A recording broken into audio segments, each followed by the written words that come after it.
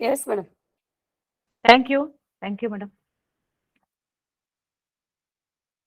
मी जयश्री पाटील कोकडूर वहिनींना विनंती करते की त्यांनी कार्यक्रमाला सुरुवात करावी. ओम श्री गुरु बसवलिंगाय नमः. शरणू शरणार्थी, आगतम स्वागतम सुस्वागतम. मी जयश्री पाटील कोगनूर सर्व रसिक जिज्ञासू श्रोत्यांचे वचन अध्ययन बसव मंच मराठी व्याख्यानमाला पुष्प 46 मध्ये सहर्ष स्वागत करत आहे. प्रत्येक महिन्याच्या पहिल्या शनिवारी Basava understanding and research centre Pune यांच्या वतीने विविध धार्मिक, सामाजिक, वैचारिक, आध्यात्मिक, प्रबोधनपर विषयावर आभासी व्याख्यान आयोजिले जाते. कोरोना काळात सुरू झालेल्या या उपक्रमाने आता चांगलेच बाळसे धरले आहे. विविध क्षेत्रातील व्याख्यात्यांनी दिलेल्या व्याख्यानाचा अनेकांनी लाभ घेतला आहे. या कार्यक्रमाची रूपरेषा सांगते. या बसव मंचावर सर्वप्रथम शरणी विद्याका मगदूम वचन प्रार्थना म्हणतील. त्यानंतर शरणी डॉक्टर जयश्री अंगडी पट्टण प्रस्तावना करतील आणि व्याख्यात्यांचा परिचय करून देतील. आजचा विषय आहे अक्क महादेवी, जिजाऊ आणि सावित्री, कर्तृत्ववान दीपशिखांचा जीवनबोध. आजच्या अतिथी व्याख्यात्या शरणी प्रोफेसर डॉक्टर सीमा शेटे नवलाखे या व्याख्यान देतील. नंतर शरण डॉक्टर शशिकांत पट्टण मार्गदर्शन करतील. श्रोत्यांबरोबर चर्चा होईल. कार्यक्रमाची सांगता शरणी दैवशालाताई पाटील यांच्या शरण समर्पणाने होईल. आता मी शरणी विद्याका मगदूम यांना विनंती करते की त्यांनी वचन प्रार्थनेने कार्यक्रमाची सुरुवात करावी. शरणी विद्याका मगदूम.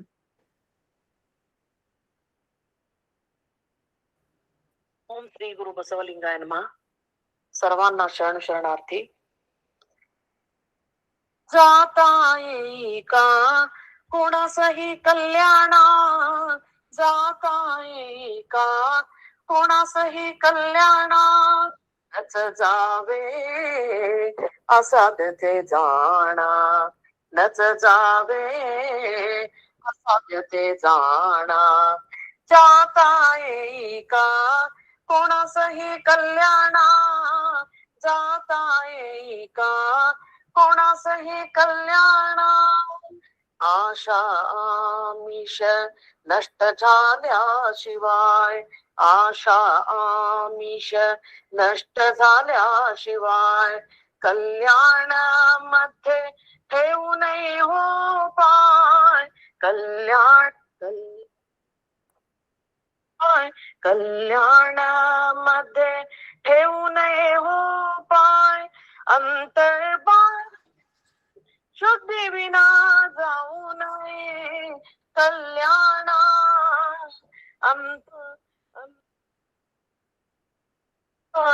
अंतर्बाह्य शुद्धी विना जाऊ नये कल्याणा. जाता येई का कोणासही कल्याणा, जाता येई का कोणासही कल्याणा. मी तू भेद शेष केल्या विन, मी तू भेद निशेष केल्या विन, कल्याण रहस्य न घ्यावे उमजून, कल्याण रहस्य न घ्यावे उमजून. चल मल्लिका प्रीती, चन्न मल्लिकार्जुनाशी जोडुनी प्रीती, मी उभयलाग सांडिले म्हणूनी, मी उभयलाग सांडिले म्हणूनी, नमो नमो म्हणते कल्याण पाहुनी.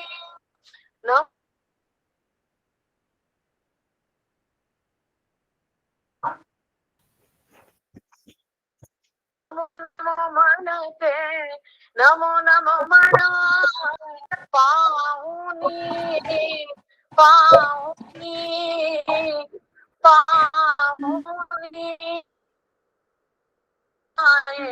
का कोणासही कल्याणा, जाता येई का कोणासही कल्याणा नच जावे असा तेथे जाणा अच जावे असा तेथे जाणा जाता येई का जाता येई का जाता येई का कोणाचे कल्याण.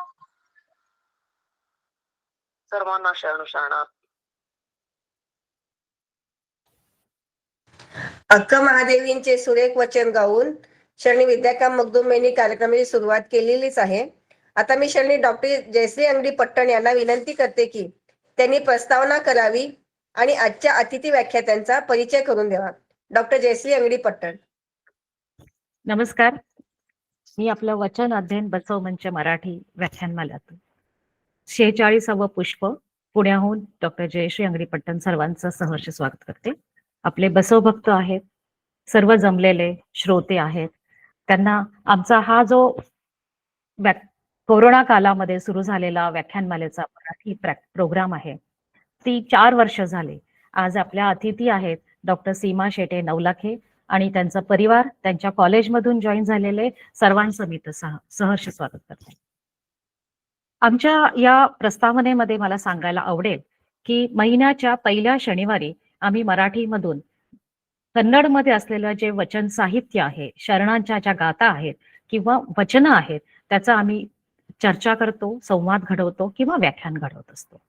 आज आपल्या लाभलेल्या मॅडम त्यांचा मी परिचय करून देईन, पण इथं जमलेले सर्व श्रोते आहेत, त्यांना वचन साहित्याची आवड आहे आणि आपण सर्व बसव भक्त आहोत. 12व्या शतकामध्ये आपल्याला बसवांनांनी, महात्मा बसवांनांनी जी समता दिली, स्त्रियांना जे अभिव्यक्ती स्वातंत्र्य दिलं, तेच पुढे बुद्ध बसवा आंबेडकर या चळवळीमध्ये आपल्याला दिसून येतं.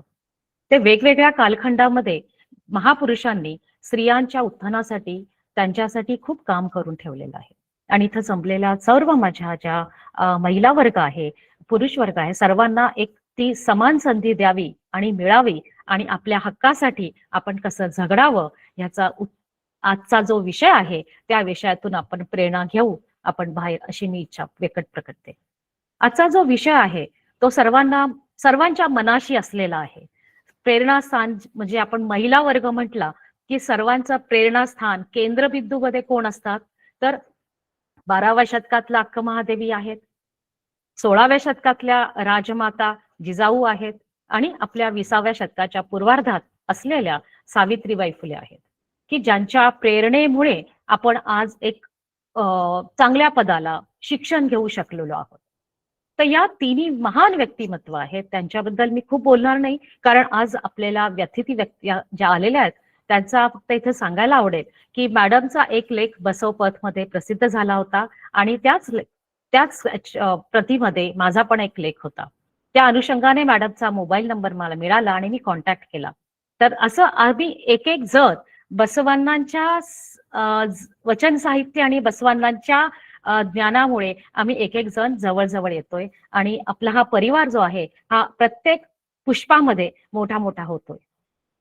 तर इथं मला हा शब्द आवडेल की जे नॉन लिंगायत आहेत की त्यांना शरण शब्द काय आहे त्याचं फक्त सांगायला आवडेल मला की 12व्या शतकामध्ये महात्मा बसवांनांनी जे अनुभव मंडप स्थापन केलं होतं त्याला वाहून घेतलेले जे अवैदिक हिंदू धर्म आहे आपला, तर त्याला वाहून घेतलेले जे व्यक्ती होते त्या व्यक्तीला, म्हणजे पुरुष असेल तर त्यांना शरण आणि स्त्री असेल तर त्यांना शरणी असं संबोधलं जायचं. आणि म्हणून आमच्या या इन्व्हिटेशन कार्डमध्ये सुद्धा आम्ही शरण आणि शरणी याच पदव्या देऊन आम्ही एकमेकांना संबोधतो. की त्याचे 2 प्रकारचे फायदे आहेत. एक तर आपण स्वतःला शरण शरणींच्या मालेमध्ये त्यांचे फॉलोअर्स म्हणून आपण समजतोय, किंवा आपल्यावरती जास्त जबाबदारी आहे आणि म्हणून आपण ते काम पुढे घेतलं पाहिजे असं मी स्वतःला समजते. इथं सावित्रीबाई फुलेंचं फक्त 2 लाईन्स आता विद्याकाने अतिशय सुंदर अक्क महादेवीचं वचन सांगितले. आता कल्याणा म्हणजे हा शब्द म्हणजे बसव कल्याण आहे. तिथं बसव कल्याण हे एक केंद्रबिंदू होता. बसवांनांचं अफाट काम केलेलं जिथं अनुभव मंडप त्यांनी स्थापला होता, जिथं जगभरचे लोक येत होते की म्हणजे जगभर हा विस्तार झाला होता. तर त्याच ह्याच्यामध्ये त्या वचनाबरोबर मी सावित्रीबाई फुलेंचं फक्त 2 लाईन घेते. तयास मानव म्हणावे का, असे हे एक सुंदर एक कविता आहे. सावित्रीबाई फुले आपण सामाजिक कार्यकर्त्या, शिक्षणाची मुहूर्तमेढ म्हणून ओळखतो, पण त्याबरोबरीने त्या संवेदनशील अशा कवयित्रीही होत्या, हे आपण जाणलं पाहिजे. त्यातल्या 2च लाईन. दुसऱ्यास पदत नाही, सेवा त्याग दया माया नाही, जयाशी सद्गुण नाही, तयास मानव म्हणावे का. म्हणजे मानवीयताची एकच व्याख्या एका लाईन मध्ये जर कोणी केली असेल तर मला या लाईनीमध्ये दिसतं की मानवाला मानव म्हणून संबोधा, जात वगैरे लिंग पंथ हे सर्व खोटं आहे. तसं आज बुद्ध बसव आंबेडकरीची चळवळीमध्ये आपण महात्मा फुलेंचंही नाव घेतो, छत्रपती शाहू महाराजांचं नाव घेतो. तर आपल्याला जे अभिव्यक्ती स्वातंत्र्य दिलं, स्वातंत्र्य समता, हे संघटनात्मक सांविधानिक हक्क आणि न्याय मध्ये आपल्याला फ्रेमवर्क करून दिलेलं जे भारतरत्न डॉक्टर बाबासाहेब आंबेडकर, आज त्यांचा महानिर्वाण दिन असल्यामुळे त्यांना मी या मंचावरून कोटी कोटी अभिवादन देते. अक्क महादेवी म्हटलं की काय आपल्या पुढे डोळ्यापुढे येतं, तर आपल्या लहानपणी बघलं की एक अतिशय भक्ती मोहाने असलेलं घर सोडून, म्हणजे समाजाने आखलेल्या मर्यादा म्हणण्यापेक्षा चौकटीमध्ये न मांडता आपल्या स्वतःच्या विचाराने, स्वतंत्र विचाराने बाहेर येणारी अक्क महादेवी. 16व्या शतकामध्ये राजमाता, ज्यांनी 2 छत्रपती घडवले, एक छत्रपती शिवाजी महाराज, एक छत्रपती संभाजी, ज्यांनी आपल्या गुलामगिरीतून बाहेर यायचं, स्वतंत्र हिंदवी स्वराज्य निर्माण झालं पाहिजे, त्यात सिंहाचा वाटा. आणि सावित्रीबाई फुले, ज्यांनी आपल्या महिलांना स्वातंत्र्य दिलं, शिक्षणाची मुहूर्तमेढ शिकवली.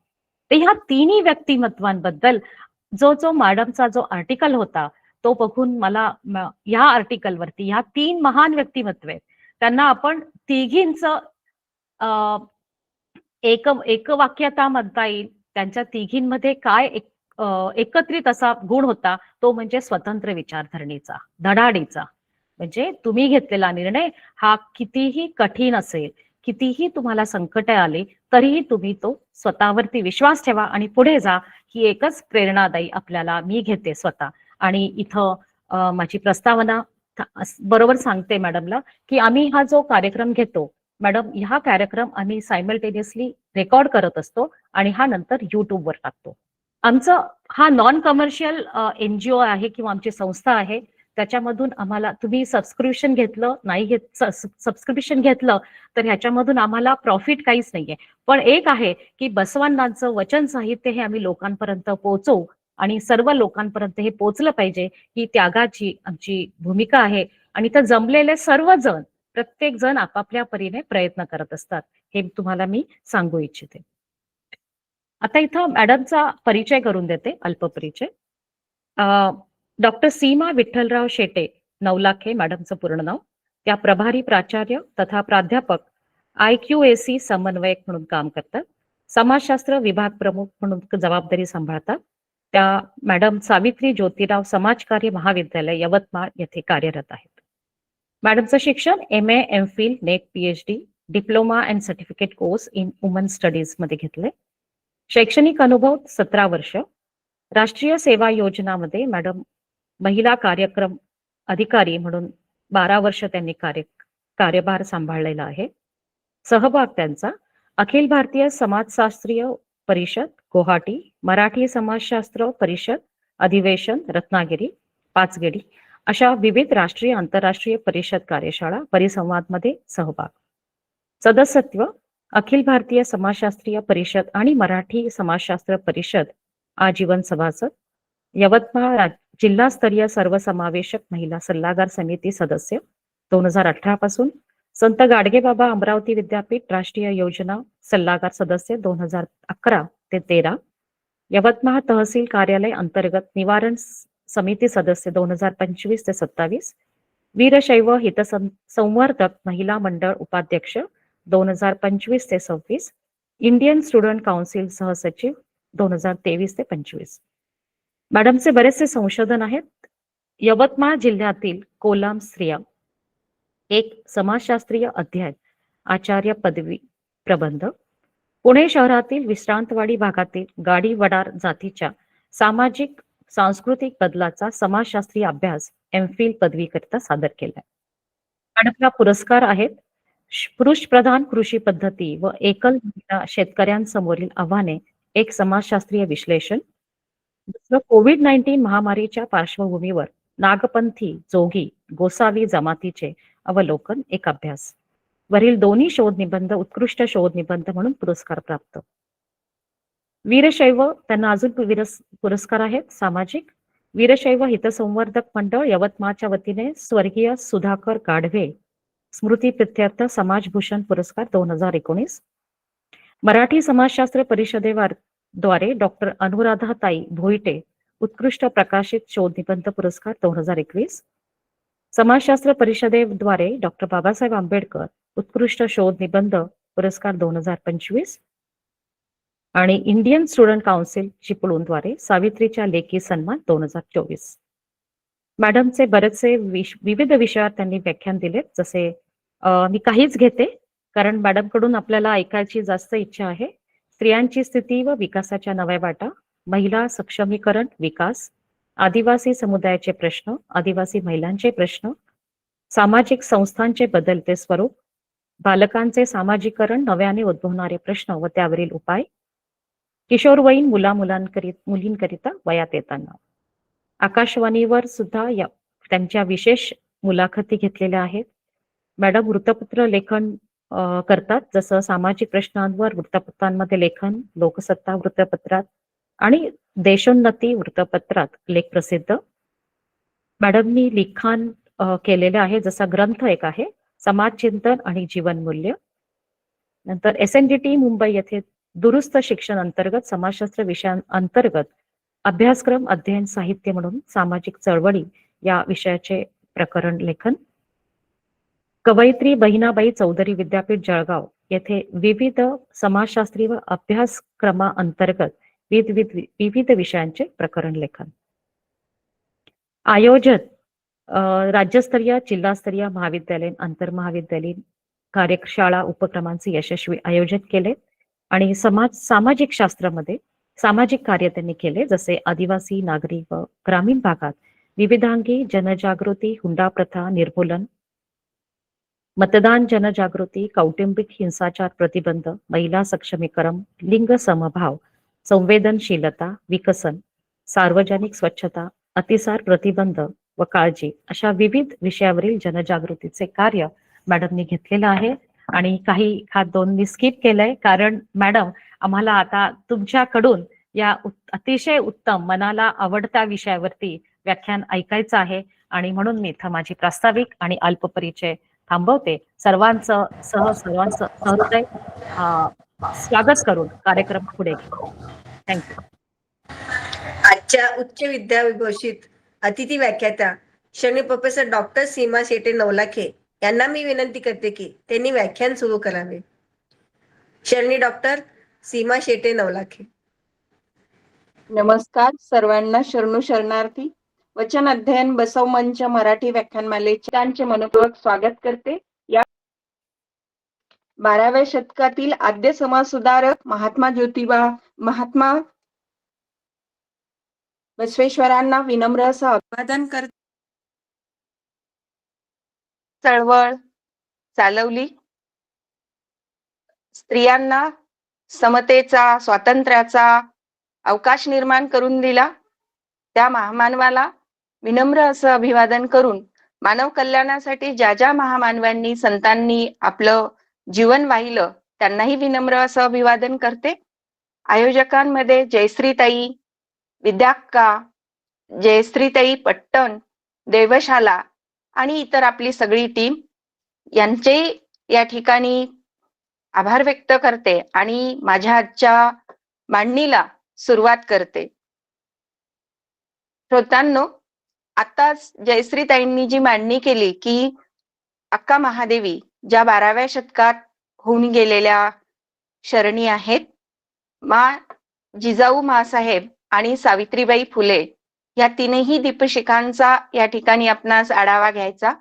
त्या अनुषंगाने मी अक्का महादेवींना विनम्र असं अभिवादन करते. जिजाऊ मासाहेबांना मानाचा मुजरा करते आणि सावित्रीबाई फुलेंना विनम्र असं नमन करते आणि माझ्या मांडणीला सुरुवात करते. मंडळी, आपल्या सगळ्यांना माहिती आहे की 12वं शतक, त्यानंतर 17वं शतक आणि 19वं शतक या शतकांमध्ये जवळपास 4 शतकांचा फरक आहे. तीनही काल वेगवेगळे आहेत आणि या तीनही दीपशिखांची कौटुंबिक, सामाजिक सगळी पार्श्वभूमी सुद्धा वेगळी आहे. अक्का महादेवी ज्या एका मधुरा भक्तीमध्ये त्यांचं सर्वस्व वाहून घेतलेल्या आहेत, त्याचा आपण पट हळूवार बघूच यात. परंतु अक्का महादेवी एका सामान्य कुटुंबात जन्मलेल्या आणि त्यांनी जसं संत मीराबाई आपण समजून घेतलेलं आहे, ऐकलेलं आहे, वाचलेलं आहे. जशी संत मीराबाई कृष्णाला आपलं समर्पण देते, तशाच अक्का महादेवी ह्या चन्न मल्लिकार्जुनाला समर्पित आहेत आणि त्या मधुरा भक्तीमध्ये तल्लीन आहेत. तो काळ जो आजही आपल्याकडे भारतामध्ये मी विवाह करणार नाही असं एखाद्या स्त्रीनी म्हटलं किंवा पुरुषांनी जरी म्हटलं मला अविवाहित राहायचं, तरी सुद्धा हा अवकाश ही समाज व्यवस्था देत नाही. आणि मग ती व्यक्ती नाहीये का, ती खरंच स्त्री नाही का, ती खरंच पुरुष नाही का, तो खरंच पुरुष नाही का, अशा प्रकारचे ताशोरे, अशा प्रकारचे प्रश्नचिन्ह उपस्थित केले जातात. म्हणजे आजही समाजात मानवाला लग्नाची अनिवार्यता किंवा विवाहाची अनिवार्यता म्हणजे सक्ती आहे. तर अशा काळामध्ये एखाद्या ईश्वराला किंवा आपल्या मनातल्या ईश्वराला आपण आपलं जीवन समर्पित करावं आणि त्याच्या मधुरा भक्तीमध्ये आपण अखंड जीवन एका सात्विकतेमध्ये घालावं, अशा प्रकारचा निर्णय, अशा प्रकारची वाटचाल 12व्या शतकात करणं ही तर अत्यंत अशक्यप्राय गोष्ट होती. पण ते देखील अक्का महादेवीनी तत्कालीन करून दाखवली. त्यानंतरचा काळ 17वं शतक म्हणजे 1598ला जिजाऊ मासाहेबांचा जन्म, तर जवळपास 1674 पर्यंतचा त्यांचा कार्यकाल. ही पार्श्वभूमी बघता जिजाऊ मासाहेब राजकीय पार्श्वभूमीतनं आल्यात.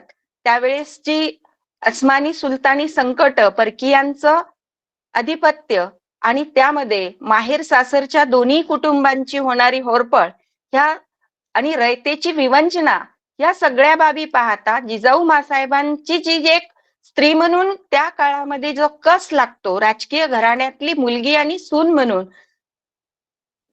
अर्धांगिनी म्हणून जो कस लागतो, त्यामध्ये जिजाऊ मासाहेब त्या पणाला सत्य उतरतात किंवा पुरून उरतात. ही गोष्ट जिजाऊ मासाहेबांच्या एका दीपशिखापेक्षाही उच्च आहे असं म्हणायला हरकत नाही.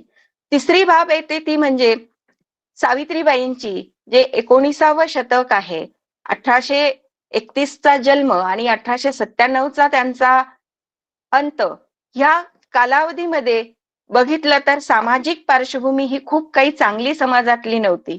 कर्मठ, सनातनी, धर्मांध लोकांचं साम्राज्य माजलेलं होतं.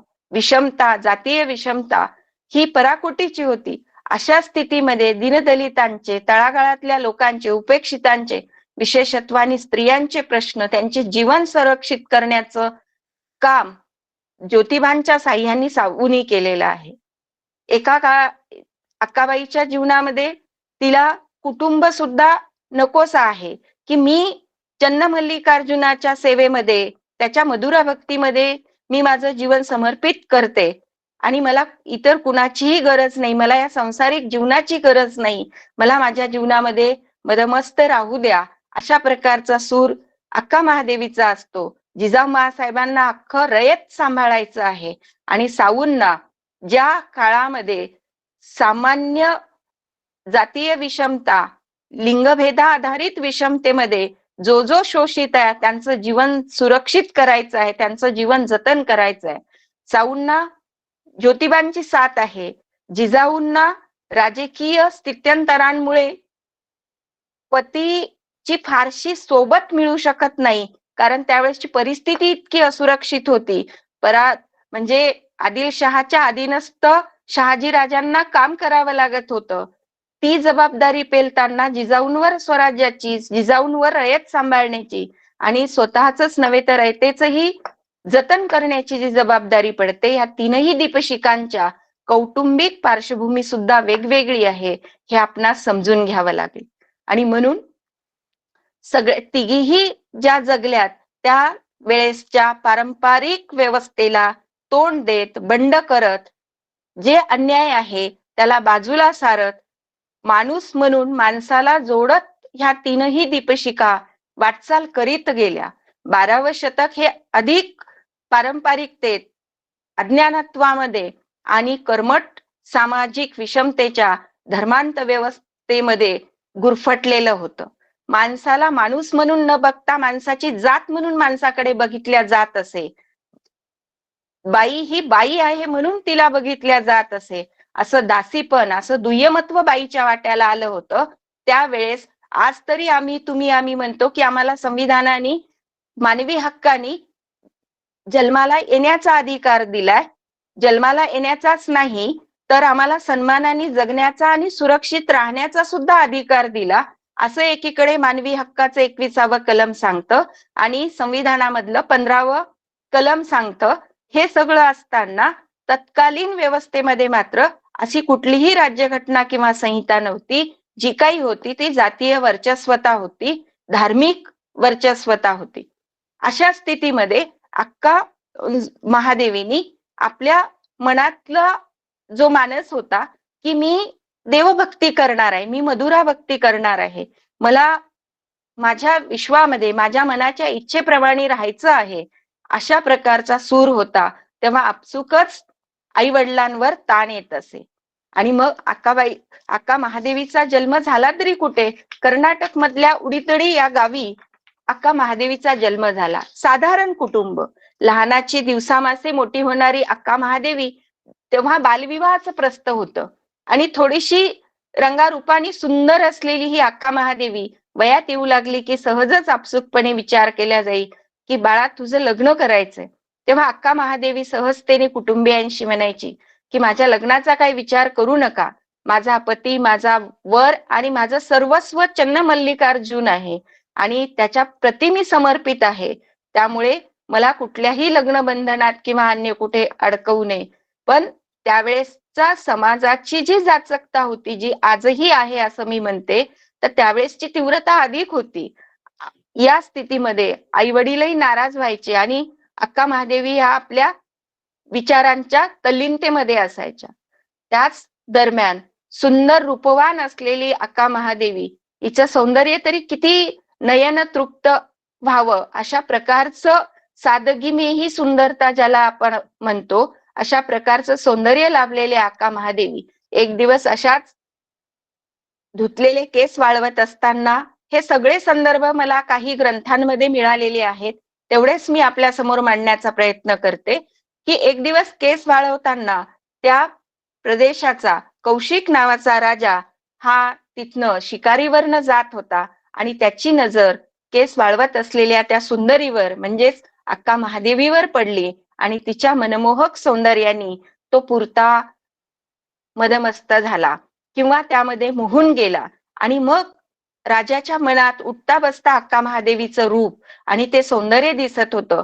त्यांनी तिच्या आई वडिलांकडे न्योता पाठवला की मी आपल्या मुलीशी विवाह करू इच्छितो. कोणत्याही साधारण कुटुंबातल्या आई वडिलांना एखाद्या राजाचा, एवढ्या राजघराण्यातल्या व्यक्तीचा आपल्या मुलीसाठी रिश्ता आला किंवा एक नातं आलं असं जर आपण म्हणू तर त्यांच्या आनंदाला पारापार उरत नाही. तर हे सगळं असताना त्यांना असं वाटायला लागले की आपल्या लेकीचं भाग्य उजळलं की एवढा मोठा घराण्याचं स्वतःहून चालत आलेलं हे नातं आहे. तेव्हा हा संवाद त्यांनी अक्का महादेवीशी केला. परंतु अक्का महादेवीचं जे म्हणणं होतं, तिने ते परत एकदा सांगितलं की मला राजा नको, मला अन्य कोणी नको, माझा चन्नमल्लिकार्जुन हाच माझ्यासाठी प्रिय आहे, मला त्याच्या भक्तीमध्ये राहू द्यावं. ही विनवणी केल्यानंतरही आई वडिलांवर एक प्रकारचं दडपण आलंच ना की एखाद्या राजाला आपण नाहीसं कसं म्हणूयात. आजही आपल्यासाठी एखाद्या मोठ्या घराण्यातला जर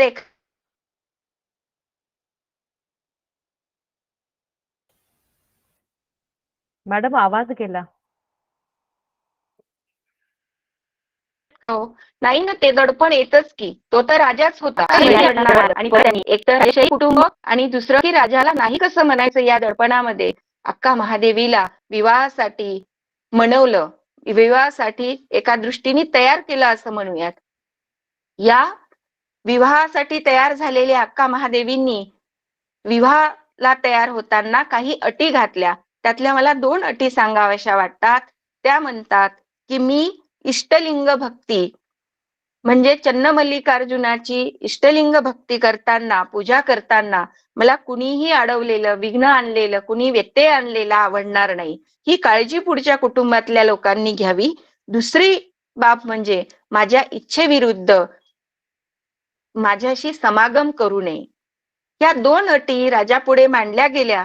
राजांनी सुद्धा त्या मनमोहक सौंदर्याच्या लालसेपोटी सहजतेने हो म्हणून त्याला स्वीकारलं आणि अक्का महादेवीच्या अटी मान्य झाल्या. जसं आपल्याला माहिती आहे ना, की जोधा राणी आणि अकबराचा विवाह झाला तेव्हा जोधाने सुद्धा अटी घातल्या होत्या, की मी माझा हिंदू धर्म बदलणार नाही. तर अकबराशी लग्न झाल्यावर जोधा हिंदू स्त्री म्हणूनच राहिल्या. तर तशाच पद्धतीचा हा भाग आहे. आणि मग ह्या 2 अटी मान्य केल्यानंतर अक्का महादेवीचा विवाह राजा कौशिकाशी झाला आणि जी अक्का महादेवी होत्या त्या विवाहानंतर महाराणी झाल्या, राजमहालात राहू लागल्या. राजवैभव त्यांच्या पायाशी होतं. हे सगळं असताना अक्का महादेवीच्या जे अंतःकरणामध्ये, तिच्या विचारामध्ये, भावनेमध्ये चन्नमल्लिकार्जुनाची जी आराधना होती, जे समर्पण होतं, जी मधुरा भक्ती होती, त्यामध्ये तल्लीन असलेल्या अक्का महादेवी आपल्या चन्नमल्लिकार्जुनाची आराधना करण्यामध्ये तल्लीन असत. पण हे सगळं एकीकडे चाललंच होतं. पण ज्या गोष्टीसाठी राजांनी विवाह केला त्या बाबीपासून प्रत्यक्ष समोर आपली पत्नी असताना किती विरह ठेवायचा आणि किती स्वतःवर नियंत्रण ठेवायचं या भावभावनेमध्ये राजा आपसुकच आपल्या पती होण्याचा हक्क किंवा पती होण्याची भूमिका अक्का महादेवीशी व्यक्त होऊ लागला. असं करता करता राजाच्याही नियंत्रणात राहण्याचा एक बांध फुटला असं म्हणू आपण, किंवा नियंत्रण सुटलं असं म्हणू. एके दिवशी अक्का महादेवी ह्या पूजेत तल्लीन असताना राजांनी त्यांच्याशी लगट करण्याचा म्हणजे पत्नी होण्याचा किंवा पत्नीशी आपलं प्रेम व्यक्त करण्याचा प्रयत्न केला. ती बाब मनापासून माझं लग्न व्हावं किंवा मला कुणी पती असावा ही गोष्टच न स्वीकारलेल्या अक्का महादेवींना फारशी रुचली नाही आणि त्यांना वाटायला लागलं की माझ्या पूजेमध्ये, माझ्या मल्लिकार्जुनाच्या आराधनेमध्ये हा माझ्यासाठी व्यत्यय आहे आणि ही गोष्ट अनुचित आहे. मी ही बाब आधीच सांगितली होती. म्हणून मला यामध्ये अशा पद्धतीने मला व्यत्यय आणू नये अशा प्रकारची विनवणी तिने राजाला केली.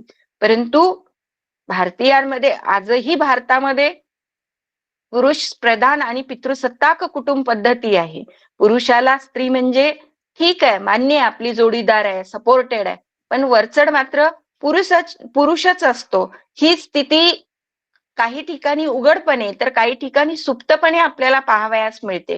तो तर काळ अजूनच पारंपरिक होता आणि ही सगळी स्थिती असताना राजाच्या मनावरचा विवेक बाजूला सारला गेला आणि राजा अक्का महादेवीशी थोडी जोर जबरदस्ती करायला लागल्यानंतर ज्या गोष्टी मनापासूनच मान्य नव्हत्या त्याला कडाडीचा किंवा प्रखर असा विरोध अक्का महादेवीनी केला आणि एका क्षणात राजवैभवाचा, त्या राजेशाही थाटाचा सगळा त्याग करून त्या एखाद्या विरंगणाप्रमाणे किंवा एक ज्याला आपण म्हणतो की संन्यास घेतला अशा प्रमाणे त्या राजवैभवाचा आणि त्या लौकिकाचा सगळा त्याग करून त्या सामान्य स्त्री म्हणून घराबाहेर पडल्या आणि त्या भटकत भटकत म्हणजेच त्या चन्नमल्लिकार्जुनाच्या शोधात जिथे आपला निवारा मिळेल, जिथे खायला मिळेल अशा पद्धतीने पुढे त्या अनेक वर्ष, अनेक दिवस भटकंती करत राहिल्या आणि म्हणजे अनेक ठिकाणी भटकत भटकत जाताना ह्या सगळ्या याच्यामध्ये त्यांचं चिंतन, त्यांचं मनन आणि स्वतःचं जतन ह्या सगळ्या प्रक्रिया पार पाडता पाडता जिथे खायला मिळेल तिथे खायचं आणि तिथून पुढचा प्रवास करायचा. आज आपण अनेक संतांच्या बाबतीत ही स्थिती बघतो की जी लोक कुठल्याही आर्थिक वैभवासाठी किंवा कुठल्याही लौकिकासाठी गुंतून नसतात, ते समाजसेवेसाठी आणि जीवनामध्ये जे साध्य करायचंय त्याच्यासाठी समाजाला वाहून घेतात.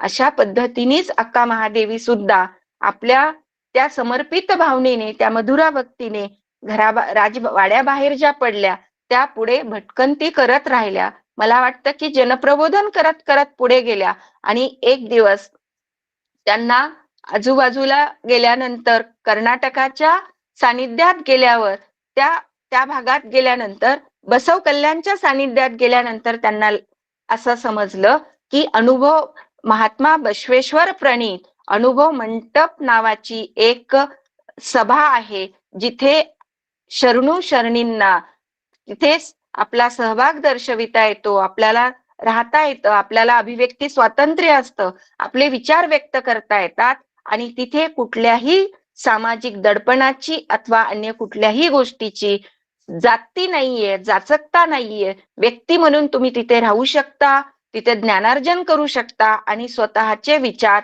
मांडू शकता. अशा प्रकारचं त्यांना माहिती मिळाल्यानंतर त्या बसव कल्याणकडे वळल्या आणि अनुभव मंटपापर्यंत येऊन थांबल्या. अनुभव मंटपाचे तत्कालीन अध्यक्ष किंवा प्रमुख अल्लम प्रभू हे होते.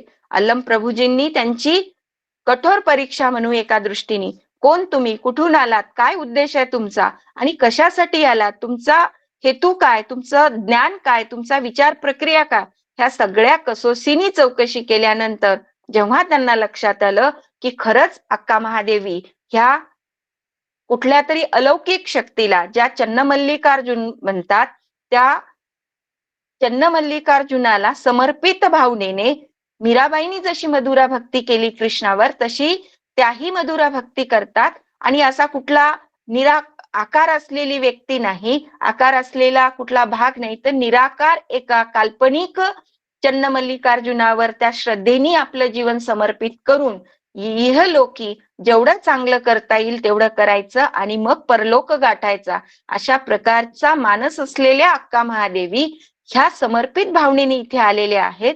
तेव्हा अल्लम प्रभूंनी या परीक्षेतून त्यांना साध्य केल्यावर त्यांचं अनुभव मंटपामध्ये त्यांना सहभाग दिला आणि त्यांचं मनपूर्वक स्वागत केलं. आणि इतकंच केलं नाही तर तिथल्या शरण आणि शरणींप्रमाणे त्यांना अभिव्यक्ती स्वातंत्र्य दिलं, ज्ञानार्जन करण्याचा अधिकार दिला, रोज विचार विनिमय होत असे आणि त्यांनी जे राजवैभवाचा त्याग केला आणि समाज उपयोगी जीवन किंवा माझ्या ध्येयासाठी मी निश्चयाने पुढे जाते, ही जी गोष्ट आहे याची वाहवा सुद्धा केली, त्यांच्या त्या धैर्याला स्तुती सुद्धा केली आणि जगण्याचं बळ दिलं. आणि तिथून मला वाटतं की माझ्या वाचनात आलेला संदर्भ म्हणजे 770 शरणू शरणार्थी अनुभव मंटपामध्ये होते आणि त्यातले 700 पुरुष, 70 स्त्रिया, त्यातल्या एक अक्का महादेवीनी सुद्धा अनेक वचन साहित्य लिहिलंय. म्हणजे मी जेवढा धांडोळा घेतला स्त्रियांनी लिखाण केलं त्याच्यामध्ये, तर त्यामध्ये मला 12व्या शतकानंतरच्या स्त्री साहित्यिक दिसतात. म्हणजे 13व्या शतकातल्या महादंबा आहेत ज्यांनी ढवळे लिहिलेत, ते ढवळे खूप प्रसिद्ध आहेत. जनाईच्या जात्यावरच्या ओव्या आहेत, पण ते नंतरच्या आहेत. त्याच्या आधी म्हणजे 12व्या शतकामध्ये जे साहित्य आलं ते वचनांनी, काव्यांनी हे अक्का महादेवीचं आहे. म्हणून मला असं वाटतं माझ्या आकलनानुसार की अक्का महादेवी या आद्य साहित्यिक सुद्धा आहेत 12व्या शतकातल्या. तर ही गोष्ट खूप जमेची आहे. अक्का महादेवीनी जो आपला समर्पित भावना पुढे नेली, त्यातनं पुढे समाजाला बोध होईल. माणसा कधी होशील माणूस असं म्हणून जे आपण आज विचार करतो, त्या पद्धतीने माणसानी समाज हिताचं, व्यक्ती हिताचं कसं जगलं पाहिजे, कसं वागलं पाहिजे, यासाठीचं वचन साहित्य त्यांनी निर्माण केलं. आणि ते निर्माण केलं. त्यांची कल्पकता, त्यांची विचार करण्याची तयारी आणि विचार मांडण्याची तयारी हे पाहता महात्मा बसवेश्वर सुद्धा अक्का महादेवीवर प्रसन्न झाले. म्हणजेच त्यांचं कौतुक केलं की इतक्या एखादी स्त्री या काळामध्ये इतक्या निर्धाराने, इतक्या निश्चयाने मनातल्या इच्छेला, समाजाच्या जळमटांना किंवा बंधनांना न झुगारता मला काय वाटतं आणि ते मलाच, माझ्या मनाची ती इच्छा आहे, माझं जीवन माझं आहे आणि मला ते सार्थपणे पुढे न्यायचं, या निर्धयाने त्या चालत आले. ऊन, पाऊस, वारा अशा संकटाला न घाबरता निरंतर पुढे चालत राहिल्या. एखादी स्त्री घराबाहेर पडली म्हणून कदाचित तिने स्वतःला संपवलं असतं, पण तीही चूक अक्का महादेवीनी न करता वेळ येईल, एक दिवस चांगला निघेलच या विश्वासाने अक्का महादेवी पुढे चालत राहिल्या. आणि याच गोष्टीचं, याच धैर्याचं आणि या विचारांचा कौतुक करताना महात्मा बसवांना अक्का महादेवी बद्दल कौतुकास्पद विचार मांडताना म्हणतात, स्त्रीचे दिव्य रूप पहा पुरातनांनो, स्त्रीचे दिव्य रूप पहा पुरातनांनो, बालेचे मुग्ध रूप पहा पुरातनांनो, स्वतःमध्ये स्वतः निश्चल वर्णातीत आहे, स्वतःमध्ये स्वतः निश्चल वर्णातीत आहे. त्या कुडल संगम देवाचे व्यक्तित्व माझ्या महादेवी अक्कात आहे, माझ्या महादेवी अक्कात आहे. म्हणजे जो चन्न मल्लिकार्जुन, आपणही तुम्ही आम्ही कोणीतरी असा ईश्वर मानतोच जिथे श्रद्धा आहे आपली, तसा तो मल्लिकार्जुन, चन्न मल्लिकार्जुन जो अध्यात्माचा एक मानलेला निराकार, निर्गुण निराकार ज्याला आपण म्हणू, अशा देवाचा अंश अक्का महादेवीमध्ये आहे. इतकी ती निर्धारी स्त्री आहे, इतकी डेरिंग बाज स्त्री आहे, हे दाखवण्याचं, हे अधोरेखित करण्याचं काम वचनाच्या माध्यमातून महात्मा बसवण्णांनी केलेलं आहे. अशा प्रकारची स्त्री 12व्या शतकात होऊन गेली. आपण अलीकडे बघतो, अलीकडे एवढ्या महिलांवर टीका होता. तो बोलक्या रेषा नावाचं एक काय ऍप आहे डिजिटल, त्याच्यावर काय म्हणू वॉलपेपर येतात. बोलक्या रेषांवरती 2 स्त्रिया बसल्या की कोणाची तरी कुरघोडी करतात, 2 स्त्रिया एकत्र बसल्या त्या गप्प बसत नाही, बाईच्या पोटात एखादी गोष्ट साठवत नाही, ती कोणाला चांगलं म्हणत नाही. म्हणजे बाई म्हणजे आजही अनेकांच्या टीकेचा सूर आहे. आजही अनेकांच्या वॉलपेपरला किंवा म्हणजे स्टेटसला असे काही स्टेटस ठेवतात की बाईची बुद्धी तिच्या गुडघ्यात आहे, म्हणजे त्यावर हास्य कल्लोळ होतो. तर हे किती लाजिरवाणी गोष्ट आहे. स्त्री सुद्धा पुरुषा इतकीच हे पुरुषी मानसिकता तिथं येते की बाईला बाई म्हणून पाहिलं जातं, पण बाई ही बाई नसून एक व्यक्ती आहे हे पाहण्याचा विचार 12व्या शतकात महात्मा बसवेश्वरांनी सुद्धा तुम्हा मला दिला. ही गोष्ट आपण समजून घेतली पाहिजे असं मला वाटतं. म्हणून महात्मा बसवांना एका वचनामध्ये म्हणतात, कासिया पाहता दुजियांचे दोष, स्वतः निर्दोष व्हावे आधी. आपुलेची तन आपुलेची मन, स्वयं सुधारून घ्यावे आधी, स्वयं सुधारून घ्यावे आधी. म्हणजे जो कोणी पुढच्याकडे एक बोट करतो त्याचे 4 बोट स्वतःकडे असतात. मला हेच अधोरेखित करायचं. स्त्री म्हणून जर तुम्ही कोणी टीका करत असाल, स्त्री म्हणून जर तिची वानवा करत असाल, कोणी बोलत असाल, तर हे संयुक्तिक नाहीये. म्हणून स्त्री सुद्धा पुरुषांसारखी एक समाजाचा महत्वाचा घटक आहे आणि तिला सुद्धा सन्मानाने बघितलं पाहिजे, तिची सुद्धा कुणी खिल्ली उडवू नये, ही गोष्ट महात्मा बसवण्णांनी सांगितली आणि त्याला पुरेपूर सत्यात उतरवण्याचं काम अक्का महादेवींनी केलेलं आहे. इतकंच नाही, अक्का महादेवी काही म्हणजे हिरकणीची गोष्ट पाहतो आपण, हिरकणीचा जाहीर सत्कार शिवरायांनी राज दरबारात केला की ती लेकरासाठी अख्खा अवघड असलेला गड उतरून आली होती. तसा म्हणजे गड आपल्याला उतरला हा कठीण वाटतो, परंतु अक्का महादेवी राजवैभवाला त्याग करून अनुभव मंटपापर्यंत पोहोचण्याच्या वेदना ह्या काही सोप्या नव्हत्या. आज तुम्ही आम्ही रात्रीच्या 12 वाजता कुठे बिनधास्तपणे जाऊ शकत नाही. ही इतकी असुरक्षितता आहे. एवढे पोलीस आहे, एवढी यंत्रणा आहे, माझ्या हातामध्ये मोबाईल आहे, 112 नंबरचा फोन आहे, सखी वन स्टॉप सेंटर सारखे हेल्पलाईन सेंटर आहेत. त्या काळात यातलं काहीच नव्हतं. अशी स्त्री घराबाहेर पडलेली, कोणाचाही आधार नाही, अनोळख्या रस्त्याने कुठे कुठे भटकली असेल, कसा जीव वाचवला असेल आणि कशी अनुभव मंटपापर्यंत पोहोचली असेल, याची प्रचिती, याचा विचार करण्याची गरज आहे. आणि म्हणून अक्का महादेवीच्या धैर्याची सुद्धा जाणीव करून घेण्याची किंवा तिच्या कष्टाची सुद्धा जाणीव करून घेण्याची गरज आहे. एकदा अक्का महादेवी म्हणतात, सहजतेने महिलांना सांगताना, बायांनो, वांझेस कुठल्या प्रसव वेदना, म्हणजे एखाद्या स्त्रीला मूल होत नसेल तर तिला डिलिव्हरीच्या कळा काय समजतील.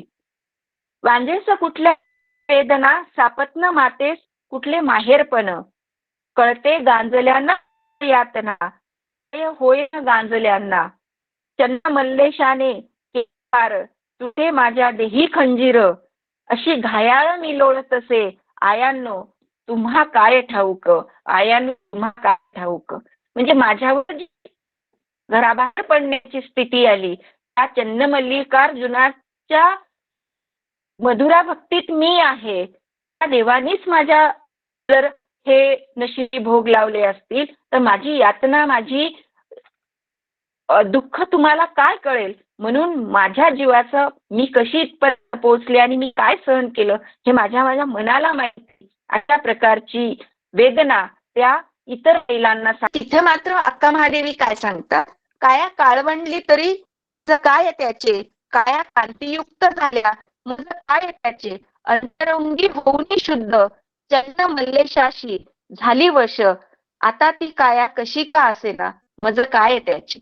मी काळी असेल, मी गोरी असेल, काही असो, मी त्या चन्नमल्लिकार्जुनाला समर्पित आहे ना, तर मला बाह्य सौंदर्य देणं नाही, मी माझ्या आंतरिकतेने त्याला मोहून गेलेली आहे. अशा प्रकारचा विचार वेगवेगळ्या अंगाने अक्का महादेवीनी तत्कालीन जीवन जगताना आपल्या वचनाच्या माध्यमातून व्यक्त केलेला आहे. त्यापुढे आपल्या सहचारिणी अनुभव मंडपातल्या शरण शरणींसोबत राहताना म्हणतात, चालत बोलत ऐकत सांगत, चालत बोलत ऐकत सांगत, खेळत गाते शरणांसंगे. म्हणजे इतकं माझं जीवन सुखी आहे. तयाच्या सुंदर मेळाव्यात चन्नमल्लिकार्जुना तू दिल्या आयुष्यात, लिंग सुखीच्या संगे कंठी तसे रात्रंदिन. मी अशी सुखी आहे या अनुभव मंडपात. इतका मला हे म्हणायचंय, 12व्या शतकात एका अशा फिरस्ता स्त्रीला या अनुभव मंडपामध्ये इतकी सुरक्षित भावना निर्माण करून देणं, ही प्रेरणा मुळात महात्मा बसवण्णांची आहे. म्हणजे बसवण्णांच्या काय म्हणू आपण, सहवासामध्ये, सानिध्यामध्ये, त्यांच्या प्रस्थामध्ये स्त्री हा घटक अत्यंत सुरक्षित होता. ही बाब यातनं अधोरेखित होते. आपण वेळेअभावी थोडं फास घेऊया.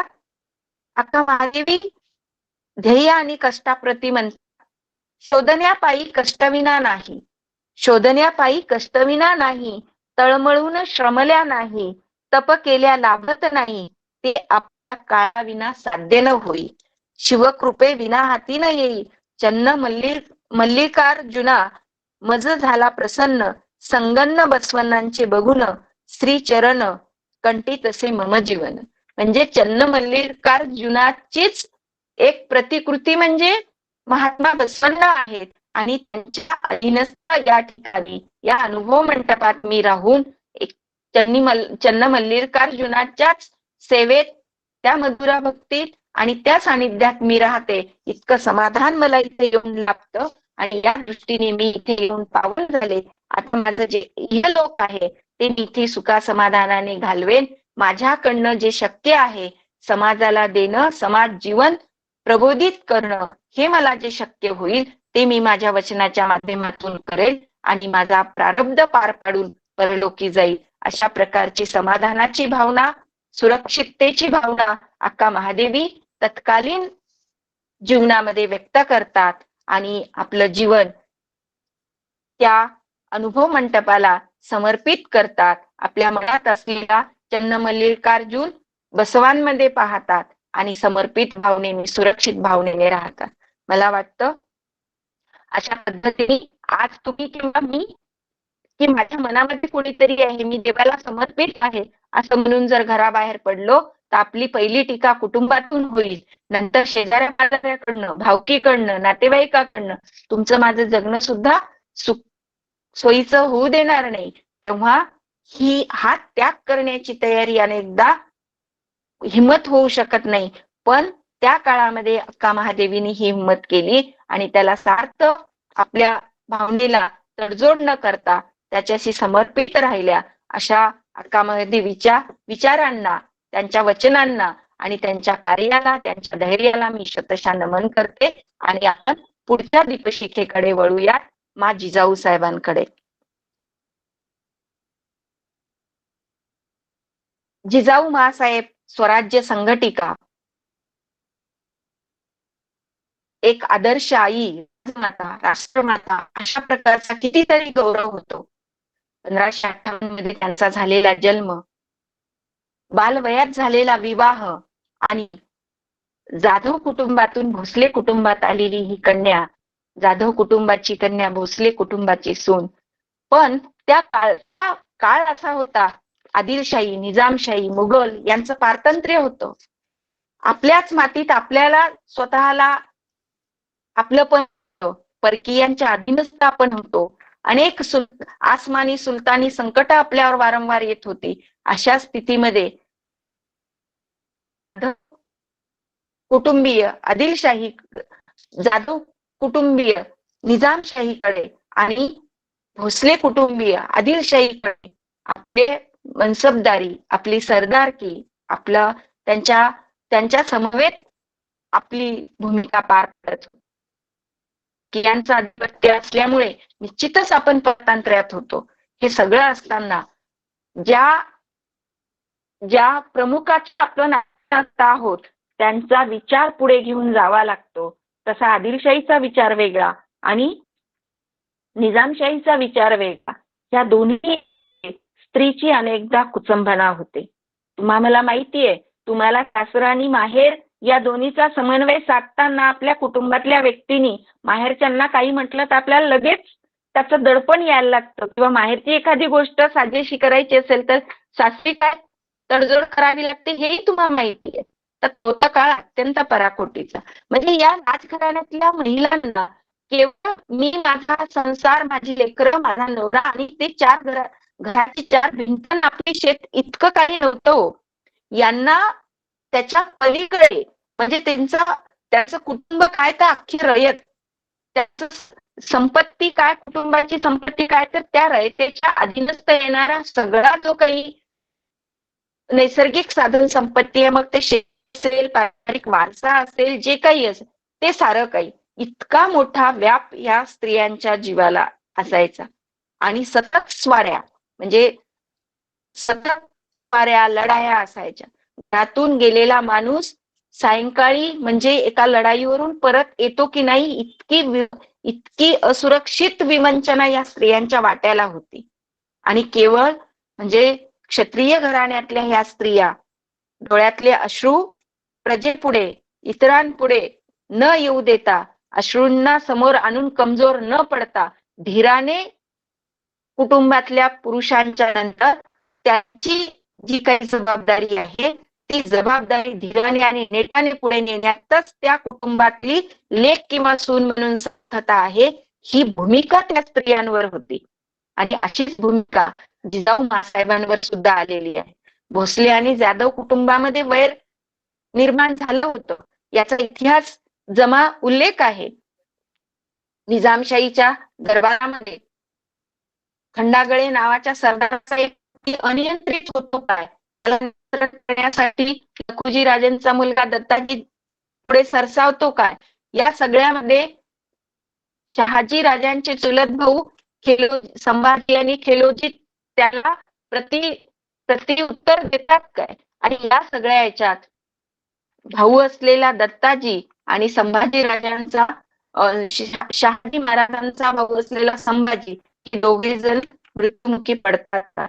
या सगळ्या याच्यामध्ये सासरच्यांचं निमित्त, सासर घरचा दीर मरण्याला माहेरची लोक निमित्त आणि माहेरचा भाऊ मरण्याला सासर घरची लोक निमित्त, अशा क्लासेस मध्ये अडकलेल्या मा जिजाऊंनी माहेरही म्हटलं की त्या भावनांना कसं कंट्रोल केलं असेल, त्याचं व्यवस्थापन कसं केलं असेल, हा विचार करण्यासारखा प्रश्न आहे. राहावं तर लागतं भोसलेंच्याच घरी. च्या स्थितीमध्ये बाळ शिवबांना घडवून या रयतेचा राजा बनवण्याचं काम, छत्रपती शिवछत्रपती बनवण्याचं काम मा जिजाऊ साहेबांनी केलं. इव्हन इतकंच नाही तर आपल्यावर आलेली भूमिका बाळ संभाजी राजांना सुद्धा घडवण्याची महत्वपूर्ण भूमिका मा जिजाऊ साहेबांनी पुढे नेली. तोही काळ स्त्रियांच्या बाबतीत खूप पूरक होता, खूप सुरक्षित होता असं म्हणता येत नाही. त्या काळातही बालविवाहाची प्रथा जशी होती तशी सती प्रथा सुद्धा होती. सती प्रथेला म्हणजे बाळ शिवबांच्या आग्रहाने समजा किंवा त्या काळच्या रयतेचा विचार करून हिंदवी स्वराज्याला एका कणखर व्यक्तीची गरज आहे, ही गोष्ट अधोरेखित करून मा जिजाऊ साहेबांनी जी परंपरागत चालत आलेल्या सती प्रथेला बाजूला सारून सगळ्यांच्या हितासाठी त्या प्रथेला मोडून काढून पुढे जीवन नेण्याचा प्रयत्न केला. आणि ती अनिष्ट प्रथा जी आज आपण कायद्याने बंद केली, ती त्या काळामध्ये त्यांनी बंद केली किंवा कृतीतून तिला बगल दिली. हा सुद्धा सामाजिक परिवर्तनाचा भाग आहे असं मला या ठिकाणी अधोरेखित करावंसं वाटतं.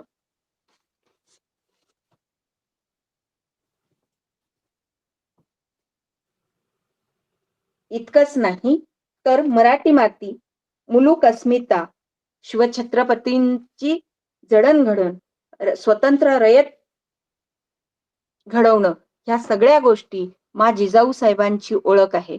असं म्हटलं जातं, if you want 1 year of prosperity if you want 1 year of prosperity so grow grain.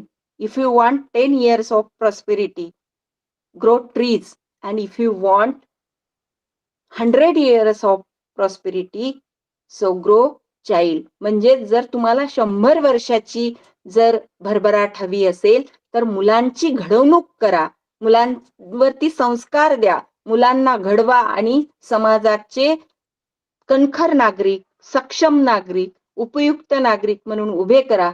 तेच काम त्या शतकामध्ये मा जिजाऊ साहेबांनी शिवछत्रपतींच्या रूपाने या देशाला दिलेला आहे, या राष्ट्राला दिलेला आहे. म्हणून शिवछत्रपती घडले. अनेक किल्ल्यांचे नव्हे, किल्ले तर ही भौतिक गोष्ट झाली, पण तत्कालीन रयतेचं संरक्षण करण्याचं काम शिवाजी राजांनी आणि मा जिजाऊ साहेबांनी केलं. आणि तीच उमेद बाळ संभाजींमध्ये सुद्धा रुजवली. त्यातून दुसरा राजा आपल्या महाराष्ट्राला भेटला, शिवछत्रपती संभाजी महाराज सुद्धा.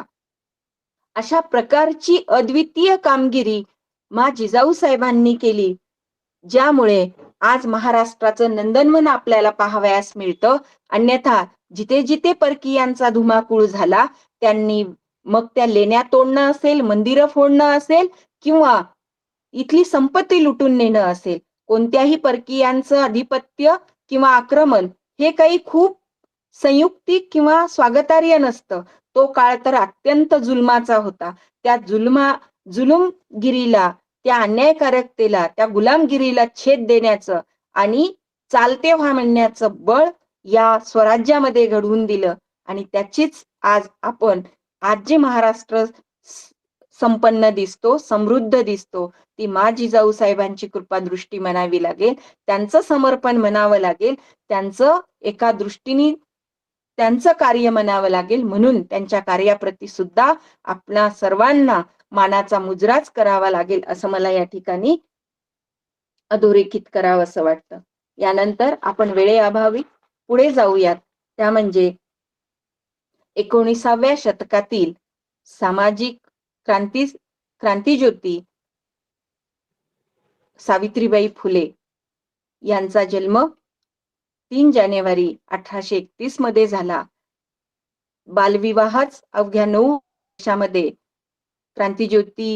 ज्योतिबांसोबत त्यांचा विवाह झाला आणि तेव्हाही जातीची जाचकता होती. स्त्रियांना दुय्यम स्थान होतं. स्त्रियांवर बंधनं होती.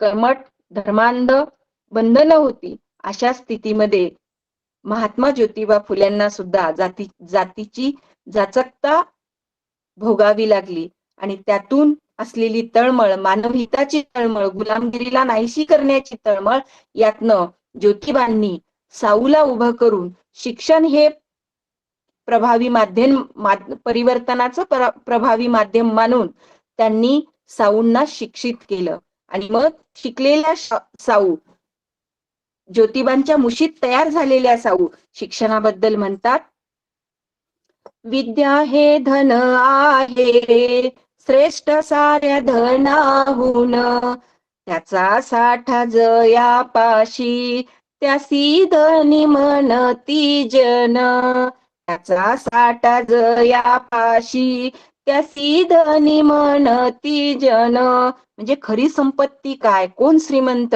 तर जो उच्च शिक्षित असेल, जो शिकलेला असेल तो खरा शिक्षित आहे, तो खरा श्रीमंत आहे. अशा प्रकारचा विचार काव्य रूपाने मा सावित्रीबाई हे आपणा सगळ्यांना देतात. सावित्रीबाईंचा जो कार्याचा लेखाजोखा आहे तो सुद्धा समाजाला हितकारक एखाद्या दीपस्तंभाप्रमाणे आपण म्हणतो की आज स्त्रियांची शिक्षणाची द्वार क्रांतीज्योती ज्योतिबा आणि साऊंच्या माध्यमातून उघडी झाली. निश्चितच मला एकीकडे म्हणावंसं वाटतं की 12व्या शतकामध्ये अनुभव मंटपाच्या माध्यमातून ज्ञानार्जनाची जी दारं स्त्रियांसाठी उघडी केली होती त्याचाच वारसा पुढे येते. प्रत्यक्ष रूपाने शाळेची उभारणी जी झाली भिडेवाड्यामध्ये 1848 ला, तो वारसा पुढे येत गेला आणि त्याला मूर्त रूप मिळत गेलं. तेव्हा स्त्रियांना ज्ञानार्जन करून, विचारमंथन करून वचनं लिहिली आणि इथे मात्र भिडेवाड्यातल्या शाळेत शिकता शिकता मुक्ता साळवेंसारखी मुलगी आपल्या निबंधाच्या माध्यमातून या व्यवस्थेला प्रश्न विचारू लागली. ही देण या महामानवांची आहे, या समर्पित दीपशिखांची आहे, याचा विसर पाडून आपल्याला चालणार नाही. स्त्रियांच्या शिक्षणाचा पाया यांनी रोवला आणि तुम्ही आम्ही ज्या शिक्षित महिला आहोत, घराच्या बाहेर पडतो, त्या स्त्रियांचा अवकाश या फुले दाम्पत्यामुळे आज आपल्याला अधिक गतीने पुढे दिसायला लागला. हे त्याचं मूळ आहे असं म्हणावं लागेल. केवळ सावित्रीबाईंनी शिक्षणाचंच काम केलं हे तर आपण सगळेजण गवगवतोच, परंतु सावित्रीबाईंनी जो आरोग्य क्षेत्रामध्ये मानव सेवेचा जो मापदंड घालून दिला, प्लेग सारख्या महामारीमध्ये अगदी रुग्ण पाठीवर वाहून नेऊन एका व्यक्तीचा जीव वाचवण्याचा प्रयत्न केला, त्यांची रुग्णसेवा केली आणि त्यामध्येच समर्पित होऊन एक दिवस त्यांचा त्यामध्येच अंतही झाला. तरी सुद्धा त्यांनी त्याला जुमानण्याचा किंवा त्याची भीती बाळगण्याचा प्रयत्न केला नाही, तर शेवटच्या श्वासापर्यंत मी समाजाच्या घटकासाठी, नवे तळागाळातल्या घटकासाठी काम करेन, हे ज्योतिबा गेल्यानंतर सुद्धा पुढचे काही वर्ष त्यांनी पुढे पणाला नेला. असं अत्यंत समर्पित भावनेचं एक व्यक्तिमत्व, सामाजिक कार्याची धडाडी ध्यास घेऊन त्याच्यासाठी समर्पित भावनेने काम करणारी सावित्रीबाई ही आपणास या दृष्टीने दिसते. म्हणून त्यांच्या आरोग्यविषयक सेवेला सुद्धा आपण शतशः नमन करूयात. इतकंच नाही तर सावित्रीबाईंनी स्त्रियांच्या शाळा काढल्या, स्त्रिया शिकवल्या, त्या पुढे आणल्याच, परंतु त्या काळामध्ये स्त्रियांवर होणारा अन्याय अत्याचार हा सुद्धा कमालीचा आणि मोठा होता. आणि तेव्हा स्त्रियांवर होणाऱ्या अन्याय अत्याचारामध्ये जी स्त्री विधवा साठी अत्यंत जाचक स्थिती होती, जरटकुमारी विवाह होत असत, बालविवाह होत असत आणि इतका आरोग्याचा शोध लागला नव्हता, त्यामुळे बालवयात पती वारला तर तिला विधवा विधवापण काय असतं, त्याची जाचकता काय असते, हे तत्कालीन स्त्रियांना जर विचारलं, तेव्हाचं साहित्य जर आपण अवलोकन केलं तर आपल्या पायाखालची जमीन सरकते. म्हणजे केशवेपण करणे, तिला विद्रूप करणे, प्रसंगी तिला सतीप्रथा म्हणून सती पतीसोबत सती पाठवणे, नसेल तर तिला केशवपन करून विद्रूप करणे, तिला कुठल्याही माणूस म्हणून जगण्याचे अधिकार न देणे. एखाद्या म्हणू नये, परंतु ते साहित्य वाचल्यावर हेच स्थिती येते की एखाद्या जनावराप्रमाणे टाकाऊ तिचं जीवन होतं. अशा स्थितीमध्ये निसर्ग तर हे बघत नाही की कोण विधवा आणि कोण काय आहे. बालवयात विधवा झालेल्या स्त्रियांनी अखंड जीवन कंठत असताना कुणी काही आमिष देऊन काही तिचा मिसयूज केला तर त्यातून ती गर्भवती राहते. अशा स्त्रियाचं जीवन सळो की पळो करून जीवघेणी जाचकता या व्यवस्थेत होती. आणि अशा याच्यात अनेकदा पोटी असलेलं बाळ स्त्रिया एखाद्या विहिरीत कचऱ्याच्या डब्यात टाकून निघून जात असत. असंच काशी नामक एका स्त्रीचा बाळ तिने विहिरीत टाकलं आणि 2 दिवसांनी ते बाळ फुगून वर आलं. तेव्हा साऊंना ते लक्षात आलं की या जन्मलेल्या निष्पाप बाळाचा काय दोष. तसं जर स्त्रिया टाकत असतील तर हे किती मोठं तिच्यावर पाप. तेव्हा तिने शेठजींना म्हटलं, म्हणजे ज्योतिबांना म्हटलं की आपण या महिलांसाठी काही करूयात का हो. हे सगळी मांडणी मला काही वेगवेगळ्या ग्रंथांमध्ये जे दाखले मिळाले, जे स्टेक्च्युअल पुरावे मिळाले, त्यातनं थोडासा सार घेऊन मी तुमच्या पुढे मांडते. मला नक्की माहिती आहे इथे उपस्थित असलेली अनेक मंडळी खूप अभ्यासू आहे. तुमच्याकडे येणारा संदर्भ सुद्धा वेगळा असेल, पण या निमित्ताने मी काही सार मांडते. तर ही मांडणी करताना तेव्हा ही आर्जव जी विनंती केली किंवा जो मानस बोलून दाखवला साऊंनी, तो ज्योतिबांनी लगेच मनावर घेतला आणि त्यांनी निराधार स्त्रियांसाठी, विधवा स्त्रियांसाठी एक बालहत्या प्रतिबंधक गृहाची स्थापना केली आणि त्यांनी आवाहन केलं, पॉम्पलेट छापले की जी स्त्री जिच्या पोटी अनावधानाने असं बाळ असेल तिने गुपचूप यावं आणि आमच्याकडे प्रसव व्हावं. तिला वाटलं तर तिने आमच्याकडे राहावं, अन्यथा ती बाळ आमच्याकडे ठेवून जाऊ शकते. अशा प्रकारची मुभा, अशा प्रकारचा अवकाश त्या काळामध्ये या दाम्पत्याने करून दिला. तेव्हा मला एका संदर्भामध्ये, एका वाचनामध्ये मिळालेला संदर्भ असा आहे की 1863 ते 1873 या 10 वर्षामध्ये जवळपास 96 स्त्रिया, विधवा स्त्रिया त्यांच्या त्या बालगृहामध्ये,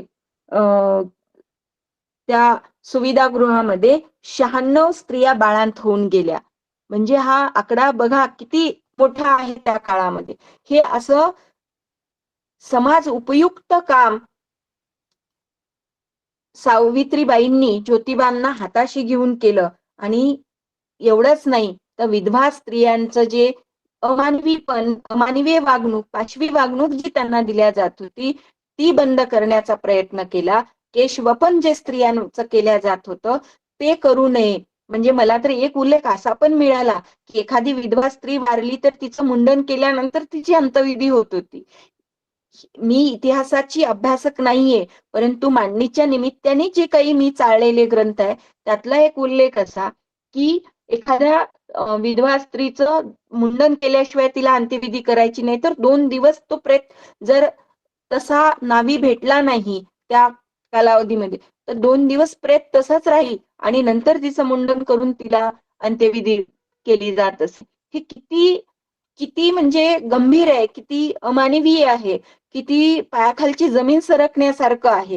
हे स्त्रियांच्या बाबतीत अशी असलेली जाचकता, याला असलेली धार्मिकतेची झालर, या सगळ्या गोष्टीचा विचार करता स्त्रियांचं मानवीपण, स्त्रियांचं व्यक्तीपण, स्त्रियांचा सन्मान जपण्याचं काम आणि स्त्रियांचं जीवन सुरक्षित करण्याचं काम सावित्रीबाईंनी तत्कालीन व्यवस्थेमध्ये त्या काळामध्ये केलं. प्रसंगी ज्याला आपण म्हणतो की दगडगोटे शेण, म्हणजे प्रस्थापित व्यवस्थेला स्त्रीनी घराबाहेर पडणं, शिक्षण घेणं, वेदपठण करणं किंवा ज्ञानार्जन करणं हे मान्यच नव्हतं. असंच म्हटलेलं आहे की स्त्रिया जर शिकतील तर तिच्या पतीच्या म्हणजे नाश होईल किंवा पतीच्या ताटातल्या अन्नाच्या आळ्या होतील. अशा प्रकारचं काहीतरी अंधानुकरण स्त्रियांच्या बाबतीत केलं आणि स्त्रियाला दुय्यम ठेवण्याचा, मागे ठेवण्याचा, शोषित ठेवण्याचा, म्हणजेच एका ठिकाणी असा उल्लेख आहे की स्त्री आणि शूद्र किंवा अतिशूद्र यांची इक्वॅलिटी आहे, म्हणजे या लेवलच्या आहेत. इतकं ही पुरुष प्रधान आणि पितृसत्ताक व्यवस्था स्त्री म्हणून स्त्रीकडे इतकं नीच लेवलनी किंवा इतक्या नकारात्मक भावनेनी जर पाहते, तर स्त्रीला माणूस पण मिळवून देण्याचं काम सावित्रीबाईंनी या 19व्या शतकामध्ये केलेलं आहे. म्हणून त्यांनी ज्योतिबा आणि साऊंनी न्हावी लोकांचा संप सुद्धा घडवून आणला. अस्पृश्याला पाण्याचा हौद खुला केला. अहो, बायकांचं मन असं इतकं संकुचित असतं, म्हणजे आपल्या घरातली एखादी गोष्ट द्यायची असली, आम्ही गमती गमतीने असं म्हणतो, आमचे कलिग डब्बा जेवायला एकत्र आलो की छोटीशी वाटी असते कुणाची, आणि मग छोटीशी वाटी याच्या त्याच्या डब्यात गेली तर आम्ही पटकन म्हणतो की पुरुष लोक म्हणतात की अरे ती वाटी दे, तो चमचा दे, नाही तर उद्या डब्बा येणार नाही, म्हणजे माझी पत्नी पहिले ते बघेल. छोट्याशा म्हणजे बाईचं मन छोट्या गोष्टीत गुंतलेलं असतं. हे गमती जमतीने जरी म्हटलं तरी सुद्धा तेव्हा दीनदलितांसाठी, तेव्हा अस्पृश्यांसाठी, ज्यांना व्यवस्थेने उपेक्षित ठेवलं त्यांच्यासाठी माझ्या घराचा वावर, माझ्या घराचा आश्रा आणि माझ्या घरातला पाण्याचा हौद ओपन करून देण्याचा, म्हणजे खुला करून देण्याचं स्त्री म्हणून जे औदार्य आहे सावित्रीबाईंचं, ते म्हणजे अद्वितीय आहे. आणि म्हणून सावित्रीबाईंची महानता, मानवीयता ही खूप उच्च कोटीची आहे, हे आपणास समजून घ्यावं लागेल. या सगळ्या प्रवाहामध्ये साऊ शिक्षणाला अधोरेखित करतात, स्त्रियांचं जीवन सुरक्षित करण्याचा प्रयत्न करतात, दीन दलितांच्या दुबळ्यांच्या माय बनण्याचा प्रयत्न करतात. केवळ एवढंच नाही तर यशवंत बाळाला आईचे ममत्व देऊन त्याला सुद्धा त्याच्यावरही संस्कार करून प्लेग सारख्या महामारीच्या साथीमध्ये समाजसेवेसाठी, मानव सेवेसाठी समर्पित होतात आणि त्यामध्येच आपल्या प्राणांची काय म्हणू, आहुती म्हणू आपण एका दृष्टीने, ती सुद्धा जाते. तरी सुद्धा त्या कशाचीही तमा बाळगत नाहीत, त्या कशालाही घाबरत नाहीत. आपण घेतलेला वसा, मानव सेवेचा वसा ह्या पुढे नेतात. तेव्हा आपल्याला असं म्हणावं लागतं, साऊ पेटती मशाल साऊ, आगती जलाल साऊ, पेटती मशाल साऊ, आगती जलाल साऊ, शोषितांची ढाल साऊ, मुक्तीचं पाऊल. ज्योत लाविलीस साऊ, वन वामी पेटवीन, ज्योत लाविलीस साऊ, वन वामी पेटवीन, तुझे शिल्प कोरलेस, ते मी बोल के करीन. साऊ पेटती मशाल साऊ, आगती जलाल साऊ, पेटती मशाल साऊ, आगती जलाल साऊ, शोषितांची ढाल साऊ, मुक्तीचं पाऊल, मुक्तीचं पाऊल, मुक्तीचं पाऊल. मंडळी, मला समारोपाच्या प्रसंगी एवढंच सांगावं असं वाटतं, अक्का महादेवी सारखा तुम्ही जे मनामध्ये ठरवता तो निर्धार पक्का करा, त्या दृष्टीने वाटचाल करण्याचा प्रयत्न करा. आपण जे ठरवतो त्यावर कुटुंबियांचा किंवा अन्य कोणाचाही दबाव येणार नाही. मी जे ठरवलेली गोष्ट आहे ती साध्य करण्यासाठी समर्पित भावनेने न्याय द्या, म्हणजे आपण अक्का महादेवी प्रतीची कृतज्ञता व्यक्त करूयात. जिजाऊ महासाहेबांसारखं रयत हे केंद्रवर्ती ठेवून आपल्या मुलांची जडणघडण करा. आपली जी लहान मुलं आहेत, नातवंड आहेत, जे कोणी असेल, त्यांना केवळ मी, माझं आणि माझं कुटुंब इतका विचार न देता माझ्या आजूबाजूचा मानव समाज, हे जग सुद्धा मला काय देता येईल याचा विचार करा, असा आविष्कार काय करता येईल असा विचार करा. आमच्याकडे एक आलेल्या ताई सांगत होत्या, त्या दुबईला राहतात. दुबईमध्ये तो देश असा प्रचंड समृद्ध आहे. दुबई हा देश विचार करतो म्हणे की जगात काहीही हो, चांगली घटना हो किंवा संकट येऊ, तेव्हा दुबई हा देश विचार करतो की मी या जगामध्ये, म्हणजे जगातल्या अनेक देशांना, कुठल्याही देशाला आम्ही सगळ्यात बेस्ट आणि सगळ्यात तत्पर काय देऊ शकतो. तो देश जर तो विचार करतो तर तुमच्या माझं बाळ, तुमच्या माझ्यातली जी लहान पिढी आहे ती सुद्धा समाज उपयोगी काय देऊ शकेल, काय नवा आविष्कार निर्माण करू शकेल, काय समाजासाठी समर्पित भावनेने राहू शकेल, हा विचार तुम्ही मुलांमध्ये मुलींमध्ये रुजवण्याची गरज आहे. तेव्हा आपण मा जिजाऊ साहेबांबद्दलची कृतज्ञता व्यक्त करू आणि त्यांच्या जीवनाकडे बघून जीवनबोध घेऊ. इतकेच नाही तर माई सावित्रींचा विचार करताना साऊंनीची शिक्षणाचा वारसा पुढे नेला. स्त्रियांचं शिक्षण जे काही त्याची मुहूर्तमेढ रोवली आणि एक उज्ज्वल अशी वाटचाल तयार करून दिली. केवळ इतकंच नाही तर माणसाने माणसाशी माणसासम वागावे हा जो धागा ठेवला, हा जो धागा गुंतला, ती माणुसकी. आज प्रश्न आहे जयश्रीताई की आजच्या काळामध्ये लग्न झालेली म्हणजे लग्न जुळलेली लग्न तुटायला लागलीत. एकतर लग्न जुळत नाहीत, जुळलेली लग्न टिकत नाहीत आणि टिकली इकडून तिकडून लग्न झालं तर झालेलं लग्नही टिकत नाही. म्हणजे आणि प्रश्न तर खूप वेगवेगळे आहेत, म्हणजे कारणं वेगवेगळी आहेत. मला हे म्हणायचंय की तुमचं जीवन फक्त एक कुटुंब इथपर्यंतच नाही तर आपल्या एक कुटुंब टिकून राहिलं तर समाजाचा तो घटक टिकून राहतो. आजूबाजूची लोक सुद्धा कशी संघटित राहतील, जोडून राहतील, याचा प्रगल्भ विचार नवदाम्पत्यांनी करावा, स्त्री आणि पुरुषांनी करावा. नातेसंबंध जपावेत, आपले नातेसंबंध जपावेत आणि त्यातनं पुढे समाज कसा विकसित होईल याचा विचार करावा. केवळ इतकंच नाही तर देणाऱ्याने देत जावे, घेणाऱ्याने घेत जावे. घेता घेता एक दिवस देणाऱ्याचे हातही घ्यावे. म्हणजे दानत्वाचा जो वसा आहे, वारसा आहे, तो सुद्धा इतरांकडून घ्यावा. अशा प्रकारची साऊंनीची काही दानत्व दिलं समाजाला, जो आश्रय दिला, जो आधार दिला समाजाला, त्यातलं तुमच्या माझ्या परीने मी नक्कीच म्हणणार नाही की तुम्ही फक्त आर्थिक मदत द्या किंवा काय, ज्याला जे शक्य आहे देणं ते त्यांनी समाजासाठी द्यावं. तुम्ही आम्ही प्रत्येक जण इथे उपस्थित जवळपास 30-35 लोक आहे, त्या प्रत्येकाने आज हा वारसा घेतला की मी साऊ प्रमाणे काहीतरी समाजाचं देणं लागतो आणि मी माझ्या परीने देत जाईन. एवढं जरी तुम्ही केलं किंवा त्याच्याही पलीकडे जाऊन एखाद्या चुकीच्या गोष्टीला म्हणजे की एखादं बायकांच्या बाबतीत असलेल्या स्टेटसला आपण सुद्धा हिस करून हसण्याचा सिम्बॉल ज्याला इमोजी म्हणतो ते न पाठवता ऍटलिस्ट न बघणं किंवा त्याला इग्नोर करणं, निदान इतकं तरी करता येईल का, असं जरी केलं तरी समाजासाठी आम्ही काही ना काही करतोय याचं समाधान नक्कीच लाभेल. जयश्रीताई आणि त्यांची टीम बसव साहित्याला, बसव विचारसरणीला, बसव वारशाला घेऊन पुढे जात आहेत. बसवांप्रतीची कृतज्ञता म्हणून हा वारसा पुढे नेत आहेत. ही खूप स्तुत्य गोष्ट आहे, खूप अभिमानाची गोष्ट आहे.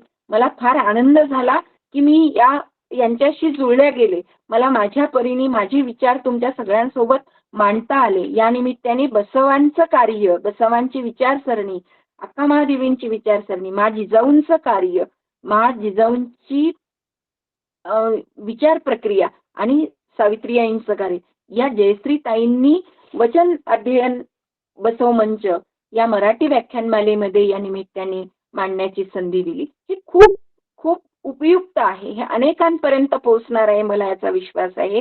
मी आपल्या आयोजनाचं कौतुक करते, आपलं अभिनंदन करते. इथे सर्व उपस्थित असलेल्या श्रोत्यांचं सुद्धा मनपूर्वक असं अभिनंदन करते किंवा आभार व्यक्त करते आणि आपण मला ही संधी त्याबद्दल मनपूर्वक आपल्या सगळ्यांचे पुन्हा एकदा आभार व्यक्त करते आणि या ठिकाणी थांबते आणि धन्यवाद. सीमाताईंनी अक्का महादेवी, जिजाऊ, सावित्री यांचं जीवन चरित्र नीट उलगडून सांगितले. मी तर म्हणते अक्का महादेवींनी वैराग्य स्वीकारून स्वतःची उन्नती केली. स्त्री किती प्रतिभाशाली होऊ शकते हे त्यांच्या वचन साहित्याने त्यांनी उदाहरण दिले. राजमाता जिजाऊ भोगविलासाचे वैराग्य पत्करून रयतेचे स्वराज्य उभारण्याची प्रेरणा शिवबांना दिली, जिथे स्त्रियांना पूर्ण सन्मान आणि आदराने वागवले जायचे. सावित्रींनी स्त्रियांना शिक्षणाचे महाद्वार उघडून प्रतिष्ठेने जगण्याची ऊर्जा दिली. एवढं सारं त्यांनी सर्वांबद्दल उत्कृष्ट माहिती दिली, त्याबद्दल त्यांचे खूप खूप आभार. आता मी शरण डॉक्टर शशिकांत पटण यांना मार्गदर्शन करण्याची विनंती करते. धन्यवाद ताई. ऍक्च्युली हे तिघांचं बद्दल बोलण्याचं एवढं सोपं नाही, फार अवघड आहे आणि फार टफ आहे. आणि doctor Seema madam has really expressed in a very systematic way and it has come out very well. आता मग फक्त अक्कमहादेवीचं बद्दल एकच मी क्लॅरिफाय करणार आहे की अक्कमहादेवीचं लग्न नाही झालं होते, त्यांनी अट ठेवले होते. She had kept some 3 conditions in front of Kaushik that these are the conditions for me to get married to you. एक, माझं ग्रुप पूजा, जंगम सेवा आणि लिंगयोग ह्या करताना तुम्ही मला डिस्टर्ब करायचं नाही. हे 3 अट म्हणजे कंडिशन ठेवून त्यांनी राजी झाला म्हणजे लग्नासाठी. परंतु कधी कुठेही नाही, आता जवळजवळ 10 पुराणामध्ये, कन्नड पुराणामध्ये कुठेही त्यांचं लग्न झाल्याचं बद्दल उल्लेख नाही. म्हणून त्यांनी सोडली. लग्न झालं असतील तर त्या समाजामध्ये ते सोडणार नव्हते. आणि एकदम बाकीचं जिजामाता आणि सावित्रीबाई फुलेंचं आणि अक्कमहादेवीचं एका तासामध्ये सगळ्यांचं बोलण्याचं एवढं सोपं नाही. She has really taken lot of efforts, hard work, आणि we really appreciate your talk आणि hope the award for the good work is an extra work. Every first week of Saturday, I request you to be a part of this team and kindly give more talks, and it will be helpful for all of us. Thank you one and all, madam. Thank you sir. कोण आपलं मत मांडणार आहे का? मॅडमनी सुंदर सांगितलं. मी कौतुक करते आमच्या मंचावर येऊन महनीय व्यक्तींबद्दल बोलणं. प्रेरणास्थानी असलेल्या आपल्या ज्या महिला आहेत त्यांच्यापासून आपण सर्व महिला ग्रुप प्रेरणा घेतो. त्यांच्याबद्दल असं हिमालया एवढं उत्तुंग व्यक्तिमत्व आहे. त्यांच्याबद्दल तुम्ही 15-20 मिनिटांमध्ये बोलणं म्हणजे वक्त्याला खूप रिस्ट्रिक्शन्स येतात, हे मी मान्य करते. पण त्यात सुद्धा तुम्ही त्या दिलेल्या विषयाला पूर्णपणे जस्टिफाय केलं. थँक्यू. आणि आमचा हा जो ग्रुप आहे हा आपण पुरोगामी विचारांना पुढे घेऊन जातो. जे बुद्धाने सांगितलंय, महात्मा बसवेश्वरांनी सांगितलेलं आहे, गाडगे बाबा सांगतात आपल्याला की तुम्हाला देव हा मंदिरात सापडत नाही. देव हा म्हणजे ज्याच्याकडे काही नाही, अतिशय गरीब आहे, गरीब मुलाला तुम्ही शिकवा, गरीब मंदिरात दान देऊ नका, पण एखाद्या मुलाला शिक्षण द्या. हा जो संत विचार आहे, संत विचार आपल्याला तिथंच नेतात. तर हे खूप चांगल्या पद्धतीने सांगितलं. धन्यवाद मॅडम. आपण पुढे घेऊया. शेटकार सर बोलतील. श्री गुरु बसवलिंगाय नमः. Doctor Seema Shete madam by chance मिळाले. 2 दिवस अगोदर मी प्रशांत आगाशे आणि Mrs Prashant Agashe, I think तुम्ही त्यांचा आंटी हो, ते दोघं मला म्हणले होते की माझी आंटी खूप इंटरेस्टेड आहे and she knows, she has studied Basava philosophy, Sharana philosophy so much, she can be useful for your trust sir म्हणत होते. त्यांच्या घरी गेलो होतो मी, because they are part of my organisation here, that Veerashaiva Lingayat group, पुण्याच्या ग्रुपमध्ये त्यांचे मेंबर्स आहेत दोघं. पण खूप मला आत्मीयतेने सांगितले होते. पण लकीली जयश्री पट्टण माझी बहीण जयश्री पट्टण मॅडमनं तुम्हाला शोधली, ते बसवपथामधले तुमचा फोन मिळालं म्हणून आपल्याला लाभलो तुम्ही. We are very grateful to you.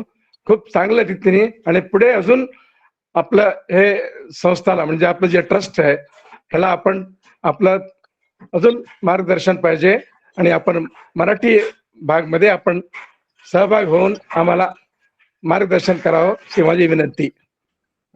आणि वेदिकेला माझं नमस्कार करून मॅडम संपतो. Thank you sir. Thank you. Doctor Shetkar sir हे आमच्या ट्रस्टचे ऑर्गनायझिंग सेक्रेटरी आहेत.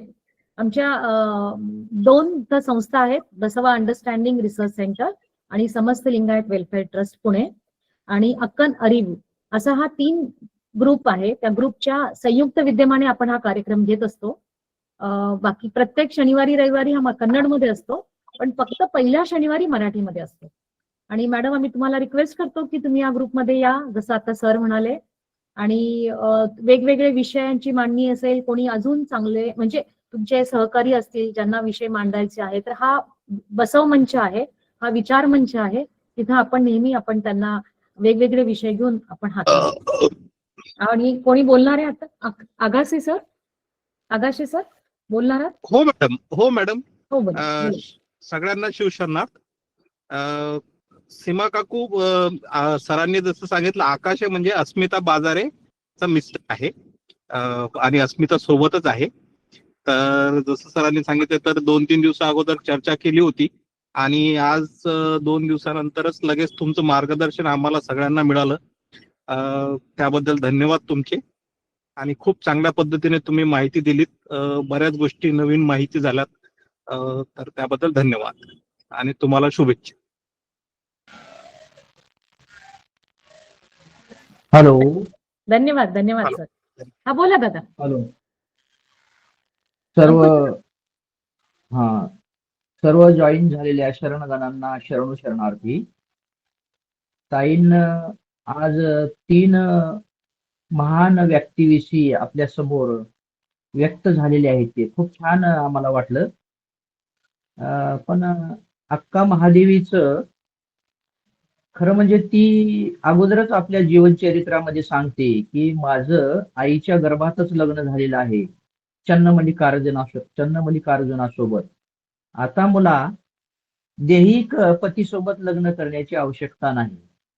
आणि ती एका वचनात सुद्धा म्हणते कौशिक राजावर रागावून की तू माझ्या शरीराशी खेळू शकतोस पण माझ्या निर्वाणाशी खेळू शकत नाहीस मूर्खा, असा ती उल्लेख करते. म्हणजे आपली पत्नी आपल्या पतीला कधीही मूर्खा असं म्हणत नाही. आणि म्हणून मलाही असं वाटतं की अक्का महादेवीचं हे दैहिक पतीशी लग्न झालेलंच नाही. तर बऱ्याच वचन साहित्यामधून सुद्धा आपल्याला हे ठोस पुरावे मिळतात. हे ताईंनी खात्री करून घ्यावावं किंवा वचन साहित्यातून मिळवावं असं मला वाटतं. सर्वांना शरणू शरणार्थ. अगदी अगदी सर. अजून आपलं कोणी मत मांडणार आहे? अभिषेक देशमाने. सर्वांना शरणू शरणार्थी. महात्मा बसवांना आणि बसवादी शरणांच्या पावन चरण कमलांना अनंत शरणू शरणार्थी. आज अक्क महादेवी, जिजामाता आणि सावित्रीबाईंच्या विषयीचं जे व्याख्यान होतं ते अतिशय छान झालेलं आहे. मी पूर्ण व्याख्यान ऐकू शकलो नाही, मात्र थोडा भाग मी ऐकलेला आहे. एक अक्क महादेवींचं एक वचन सांगून थांबतो मी. बसवण्णांच्या घरची मुलगी झाल्याने भक्तिप्रसाद त्यांनी दिला. चन्नबसवण्णांच्या सेवकाची मुलगी झाल्याने शेषप्रसाद त्यांनी दिला. प्रभुदेवांच्या सेवकांच्या सेवकाच्या बालसेवकाची मुलगी झाल्याने ज्ञानप्रसाद त्यांनी दिला. सिद्धरामय्यांची शिशुकन्या झाल्याने प्राणप्रसाद त्यांनी दिला. मडिवाळ्यांची मुलगी झाल्याने निर्मल प्रसाद त्यांनी दिला. अशा असंख्य शिवशरणांनी आपल्या करुणेच्या बाळाला जवळ घेतल्याने चन्नमल्लिकार्जुनाच्या श्रीचरणाचे योग्य झाले. तर याच्यामध्ये शरणांची नावं आणि प्रसादाच्या 8 संज्ञा या गोष्टींचा उल्लेख या वचनामध्ये आलेला आहे. आणि सर्व शरणांची लाडकी लेक म्हणून अक्का महादेवींचा गौरव बसवादी शरणांनी आपल्या वचनांमध्ये केलेला आहे. अल्लम प्रभुदेवानी आणि बसवण्णांनी अक्क महादेवीला वैराग्य योगिनी असं म्हटलेलं आहे. खऱ्या अर्थाने ज्ञान आणि वैराग्य, भक्ती ज्ञान वैराग्य यांचा त्रिवेणी संगम म्हणजे अक्क महादेवी. म्हणजे ऐक्य व्हावे तरी अजगन्ना परी व्हावे, ज्ञान व्हावे तरी ज्ञानी व्हावे तरी चन्नबसवण्णा परी व्हावे, भक्त व्हावे तरी बसवण्णांच्या परी व्हावे, योगी व्हावे तरी सिद्धरामा परी व्हावे असं वचनांमध्ये सांगितलेलं आहे. पण या तिन्ही गोष्टींचा समावेश संगम ज्या ठिकाणी आहे ती अक्क महादेवींचं चरित्र आज ऐकायला मिळालं. सावित्रीबाई फुलेंचं कार्य हे महाराष्ट्रासाठी खूप मोठं आहे. खऱ्या अर्थाने पुणे युनिव्हर्सिटीला सावित्रीबाईंचं नाव आहे, पण आता शॉर्ट फॉर्म वापरण्याची पद्धत आलेली आहे आणि ते देखील शॉर्ट फॉर्म मध्ये वापरतात. तर तसं वापरू नये, कारण सावित्रीबाई फुलेंचं कार्य अतिशय मोठं आहे. त्यांची एक कविता, कारण ज्ञान हे अतिशय महत्वाचं आहे. बसवादी शरणांनी ज्ञानाला अतिशय महत्व दिलेलं आहे. त्यांची एक कविता फक्त सांगतो आणि थांबतो. अज्ञानाचा काळोख होता जळमटे अडाणीपणाची, व्यथा निराळीच होती स्त्रियाच्या जीवनाची, उद्धार त्यांच्या करण्या आणि रूढींचे तोडण्या बंधन पास, या क्रांती ज्योती पेटिल्या करण्या अन्यायाचा विनाश.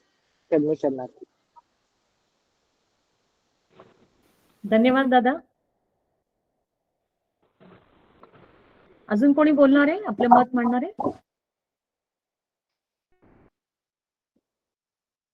कोण कोण आहे तिथून? हॅलो परमेश्वर मॅडम, राऊत. बोला बोला. मी जगदेवी दांड्रा म्हणून हो. बोलते. मॅडम, मला भाषा म्हणजे मराठी येते, पण अध्यात्मी विषय थोडं कठीण वाटते. तरी पण मला थोडं 1-2 बोललं तरी बोलावं असं वाटले. आणि सगळ्यांना पहिले वेदिकेच्या सगळ्यांना शरणार्थी. आणि मॅडमनी खूप छान सगळं सांगितले सगळ्यांचं बद्दल. सावित्रीबाई फुले आणि अक्का महादेवींचं मेन आहे. आणि अम, हे त्यावेळेला आपल्याला एवढं शरणांच्यामुळे सगळं आपल्याला हे स्वतंत्र स्त्री स्वातंत्र्य पण मिळालेलं, ते खूप छान गोष्टी ते सांगितले त्यांनी. आणि अक्का महादेवींचं म्हणजे त्यांनी महाराणी होऊ शकले असते, त्यांनी ते सगळं सोडून आपल्याला म्हणजे त्यांनी सर्वस्व चन्नमल्लिकार्जुना म्हणून त्यांनी सगळं त्याग करून त्यांनी आलेलं गोष्ट. आणि सगळं छान वाटले. आणि मला ना थोडं धैर्य नाही. थोडं बोलत बोलत जाईन मी. असं मी थोडं अवकाश मिळाल्याबद्दल सगळ्यांना धन्यवाद सांगते. शरणार्थी. धन्यवाद जगदेवी ताई.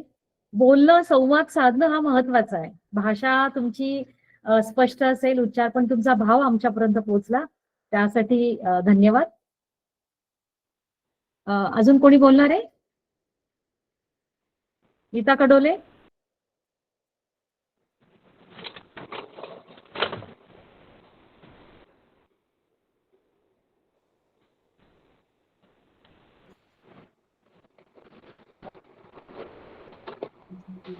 राजेश्वरी शीलवंत.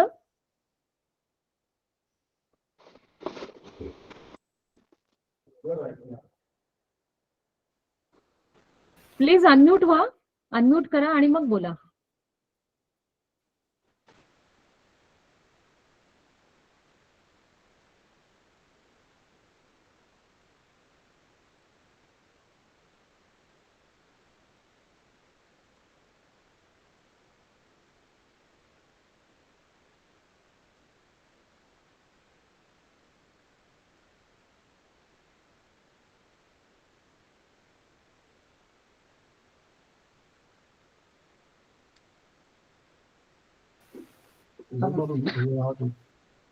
सुवर्ण मानेकर बोलणार आहेत का? हा, नमस्कार सर्वांना, माझा शरणार्थी. ताईंनी तीनही महान व्यक्तीबद्दल अप्रतिम अशी माहिती विशद केली. अक्का महादेवी, राजमाता जिजाऊ, माहेरचा आणि सासरची कशी सांगड घालून अतिशय सुंदर अशी माहिती विशद केली. तसंच सावित्रीमाईंनी शिक्षण, स्त्रियांना दिलेलं शिक्षण आणि स्त्रियांची उन्नती साधण्यासाठी जे काही प्रयत्न केले त्याला चांगल्या पद्धतीने सीमाताईंनी अधोरेखित केलं. धन्यवाद. थँक्यू ताई, थँक्यू. अजून कोणी बोलणार आहे? आपण आता शेवटाकडे जाऊया. आता मी शरणी दैवशालाताई पाटील यांना विनंती करते की त्यांनी शरण समर्पण करावे. दैवशालाताई पाटील. हा, शरणार्थी. सर्वांना शरणार्थी.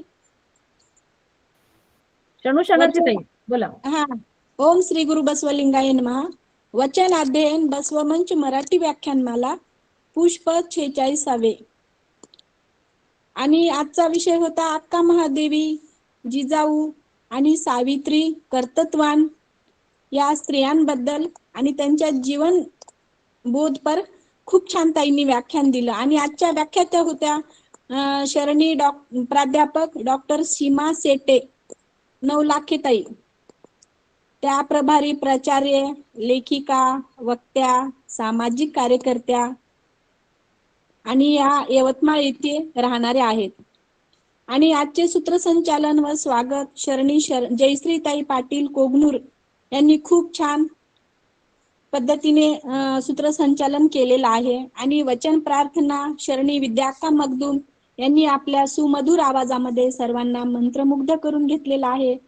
आणि आजची प्रस्तावना व परिचय म्हटलं तर शरणी डॉक्टर जयश्री अंगडी पट्टण ताईंनी आपल्या समोर प्रस्तावना व्यक्त केलेली आहे. खरोखर त्यांचे धन्यवाद मानायला हवे, कारण त्या एवढं परिश्रम घेऊन सर्वांना ऑनलाईनच्या पद्धतीनं युट्यूबच्या माध्यमातून सुद्धा सर्वांना सेवा उपलब्ध करून देत आहेत. खरोखर ताईचे खूप खूप धन्यवाद. आणि आजचे मार्गदर्शन शरण डॉक्टर शशिकांत पट्टण या सरांनी खूप छान पद्धतीने मार्गदर्शन सुद्धा केलेले आहेत. आणि आता जायचं म्हणजे तर काय, ताई आजच्या व्याख्यात्या ताई शरणी डॉक्टर सीमा शेटे यांच्याबद्दल बोलायचं झालं तर बोलायला शब्द नाहीयेत, कारण त्यांच्याकडे एवढ्या पदव्या आहेत. त्या लेखिका आहेत, वक्त्या आहेत, प्राचार्य आहेत आणि एवढे असून सुद्धा समाजकार्यामध्ये सुद्धा त्या अग्रेसर आहेत आणि सतत व्याख्यान करणारे आहेत. आणि त्यांचा खूप अभ्यासू वृत्तीपणा पण आपल्याला दिसून आलेला आहे. आणि खरंच आता सरांनी सांगितलं की 3 स्त्रियाबद्दल एकाच वेळेस बोलणं हे शक्य नाहीये, पण त्यांनी शक्य करून दाखवलेलं आहे. आणि आपल्या पुढे एकांचड एक असे विषय होते. आणि 12व्या शतकामध्ये तयार झालेली माझी अक्का महादेवी आणि 19व्या शतकामधली सावित्रीबाई फुले आणि 17व्या शतकामधली माझी जिजाऊ माँसाहेब यांना त्रिकाल वंदन करते. आणि जर सांगायचं झालं तर माझ्या अक्का महादेवी विषयी 12व्या शतकामध्ये त्यावेळेस लाईटची सुविधा नव्हती, रस्त्याची सुविधा नव्हती, दळणवळणाचे तर काहीच मार्ग नव्हते. तरी सुद्धा एक स्त्री एवढी निर्भीडपणे आपलं स्वतःचं व्यक्तिमत्व, आपलं स्वतःचं मन काय म्हणते याकडे लक्ष देऊन जेव्हा ती आपली वाटचाल करते आणि तिनं राजासोबत विवाह झाला असताना सुद्धा एवढ्या ऐशारामात असताना सुद्धा तिने सर्व ऐशाराम नाकारलेला आहे. तर कशासाठी, तर तिच्या मनामध्ये चन्न मल्लिकार्जुन हा देव तिच्या मनामध्ये होता आणि त्याला तिनं आपलं जीवन समर्पित केलेलं होतं. आणि या राजाचं ऐश्वर हे लाथाडून ती कल्याणला निघाली. आणि कल्याणला जायचं, कल्याणमध्ये कोणी यावं ज्याची अंतरंग शुद्धी बहिरंग शुद्धी त्यांनी यावं. माझी अक्का महादेवी ज्या वेळेस बसव कल्याणला जाण्यासाठी निघाली राजाचा महाल सोडून, त्यावेळेस तिच्याकडे काय होतं हे आपल्याला माहिती आहे का? आपण बघतो, आपण 1-2 दिवसाच्या प्रवासासाठी ज्या वेळेस निघतो तर आपली किती जय्यत तयारी असते हो. आपल्याला स्वेटर लागतं, आपल्याला कानाला बांधायला लागतं, आपल्याला वेगवेगळे ड्रेस लागतात, रात्रीला नाईट ड्रेस लागतो, आपण कितीतरी तयारीनिशी जातो. तर माझी अक्का महादेवी ज्या वेळेस निघाली त्यावेळेस ती दिगंबर अवस्थेमध्ये होती. तिच्या न अंगावर कपडा होता, न पायात चप्पल होती, न तिच्या डोक्याला काही बांधायला होतं. किती निर्भीडपणे ती माझी अक्का महादेवी निघाली. आणि निघाली असताना ती काय म्हणाली, तर म्हणाली ज्या वेळेस मला अडचणी येतील आणि ज्या वेळेस मला भूक लागल, ज्या वेळेस मला तहान लागल, ज्या वेळेस मला झोपण्याची इच्छा होईल, त्यावेळेस जेव्हा मला भूक लागेल त्यावेळेस मी भीक मागून गावामध्ये अन्न खाईल. ज्या वेळेस मला तहान लागेल त्यावेळेस मी नदी नाल्यातील पाणी पिईल. आणि ज्या वेळेस मला झोप येईल त्यावेळेस मी पडकी मंदिरे शोधल आणि त्या मंदिरामध्ये रात्र घालवल. माझी अक्का महादेवी किती थोर होती आणि तिनं कार्य सुद्धा तशाच प्रकारे केलेलं आहे. ती म्हणायची की आपण जर स्त्री आहोत म्हणून, अबला आहोत, दीन आहोत म्हणून आपण रडत बसायचं नाही, तर आपण आपल्या धैर्यानुसार वागायला शिकायचं. मला हीन समजू नका, मला दीन समजू नका, मला गरीब समजू नका. मी एक धैर्याची स्त्री आहे, मी घालील कासोटा धैर्यांचा आणि मला तुम्ही कमी समजण्याचा प्रयत्न करू नका. ताईने किती छान प्रकारे अक्का महादेवीचं संपूर्ण चरित्र सांगण्याचा प्रयत्न थोडक्यात केलेला आहे. ताईचे खूप खूप धन्यवाद. आणि जिजाऊ बद्दल बोलायचं झालं तर आताच्या जिजाऊ सारख्या आताच्या महिला तयार व्हायला पाहिजेत. आपल्या लेकरांना पण संस्कार चांगले द्यायला पाहिजेत, हे सुद्धा ताईंनी खूप छान प्रकारे सांगितलं.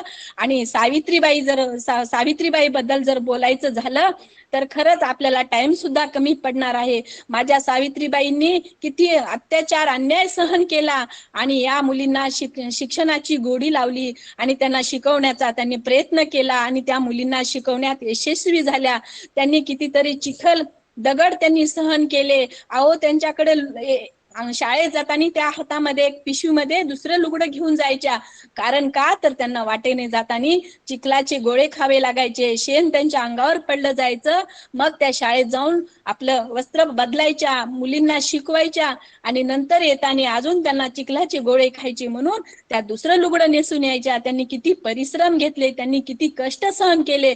मग आताच्या स्त्रीने त्या शिक्षणाचा फायदा या व्रत वैकल्यासाठी घेतला पाहिजे का? नाही. तर आताच्या स्त्रीने त्याचा फायदा शिकलं पाहिजे, त्यांनी शास्त्रज्ञ झालं पाहिजे, त्यांनी वकील डॉक्टर झालं पाहिजे आणि समाजसेवा आपल्या शिक्षणाच्या माध्यमातून केली पाहिजे. ताईंचे खरंच खूप खूप अभिनंदन करते आणि ताईंना खूप खूप धन्यवाद सुद्धा देते. ताईंनी वेळात वेळ काढून आपल्यासाठी एवढा अमूल्य वेळ दिला आणि सर्वांना खूप छान प्रकारे तिन्ही सावित्री जिजाऊ आणि अक्का महादेवीविषयी सखोल माहिती दिली. त्याबद्दल मी ताईचे खूप खूप धन्यवाद व्यक्त करते आणि सर्वांना मी शरणार्थी करते. धन्यवाद. धन्यवाद. धन्यवाद सर्वांचं. मी तर आभार मानते. कार्यक्रम संपला असं जाहीर करते. धन्यवाद सर्वांना. ठीक. काही लेफ्ट होते मी आता. कोण बोलला? हा, मी Seema madam. Okay madam. Thank you madam. छान झाला. हो, तुम्ही छान आयोजन केलं. थँक्यू. धन्यवाद. मी ज्या काही सूचना आल्या मला या दरम्यान त्या सगळ्या नोंदवल्यात. पुढच्या मांडणीमध्ये नक्की त्याचा म्हणजे पडताळणी करेल. हो मॅडम. आणि इथं नक्की सांगावं वाटतं मला की आपण जर गुगल सर्च केलं अक्का महादेवी तर फक्त अक्का महादेवीचा अंगावर केस असलेलाच फोटो येतो.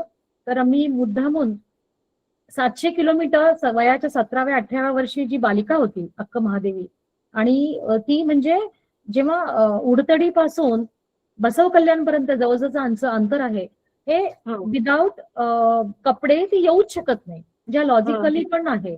म्हणजे त्याने राजवस्त्र त्यागली. हा नेहमी आम्हाला सांगायचा प्रयत्न करतो आम्ही की राजवस्त्र त्यागली पण अंगावर तिने कमळी किंवा जुने कपडे घेऊनच ती. आणि सर्वांना मी विनंती करते, आवाहन पण करते की अक्का महादेवीला तिने पांढरी साडी किंवा साडी नेसलेल्या वेशामधलाच फोटो आपण प्रमोट करा. त्या म्हणजे आपण शिकलेले आहोत, आपल्याला समज आहे. नाहीतर समाजामध्ये गैरसमज होण्याची खूप शक्यता असते. पुढच्या जनरेशन पर्यंत तो विषय अजून डायल्यूट केला जातो. त्याचं महत्व जे आहे, त्या स्त्रीत्वाचं जे महत्व आहे ते कमी नाही व्हायला पाहिजे. त्यामुळे आपण हा निश्चय करूया. धन्यवाद. अगदी.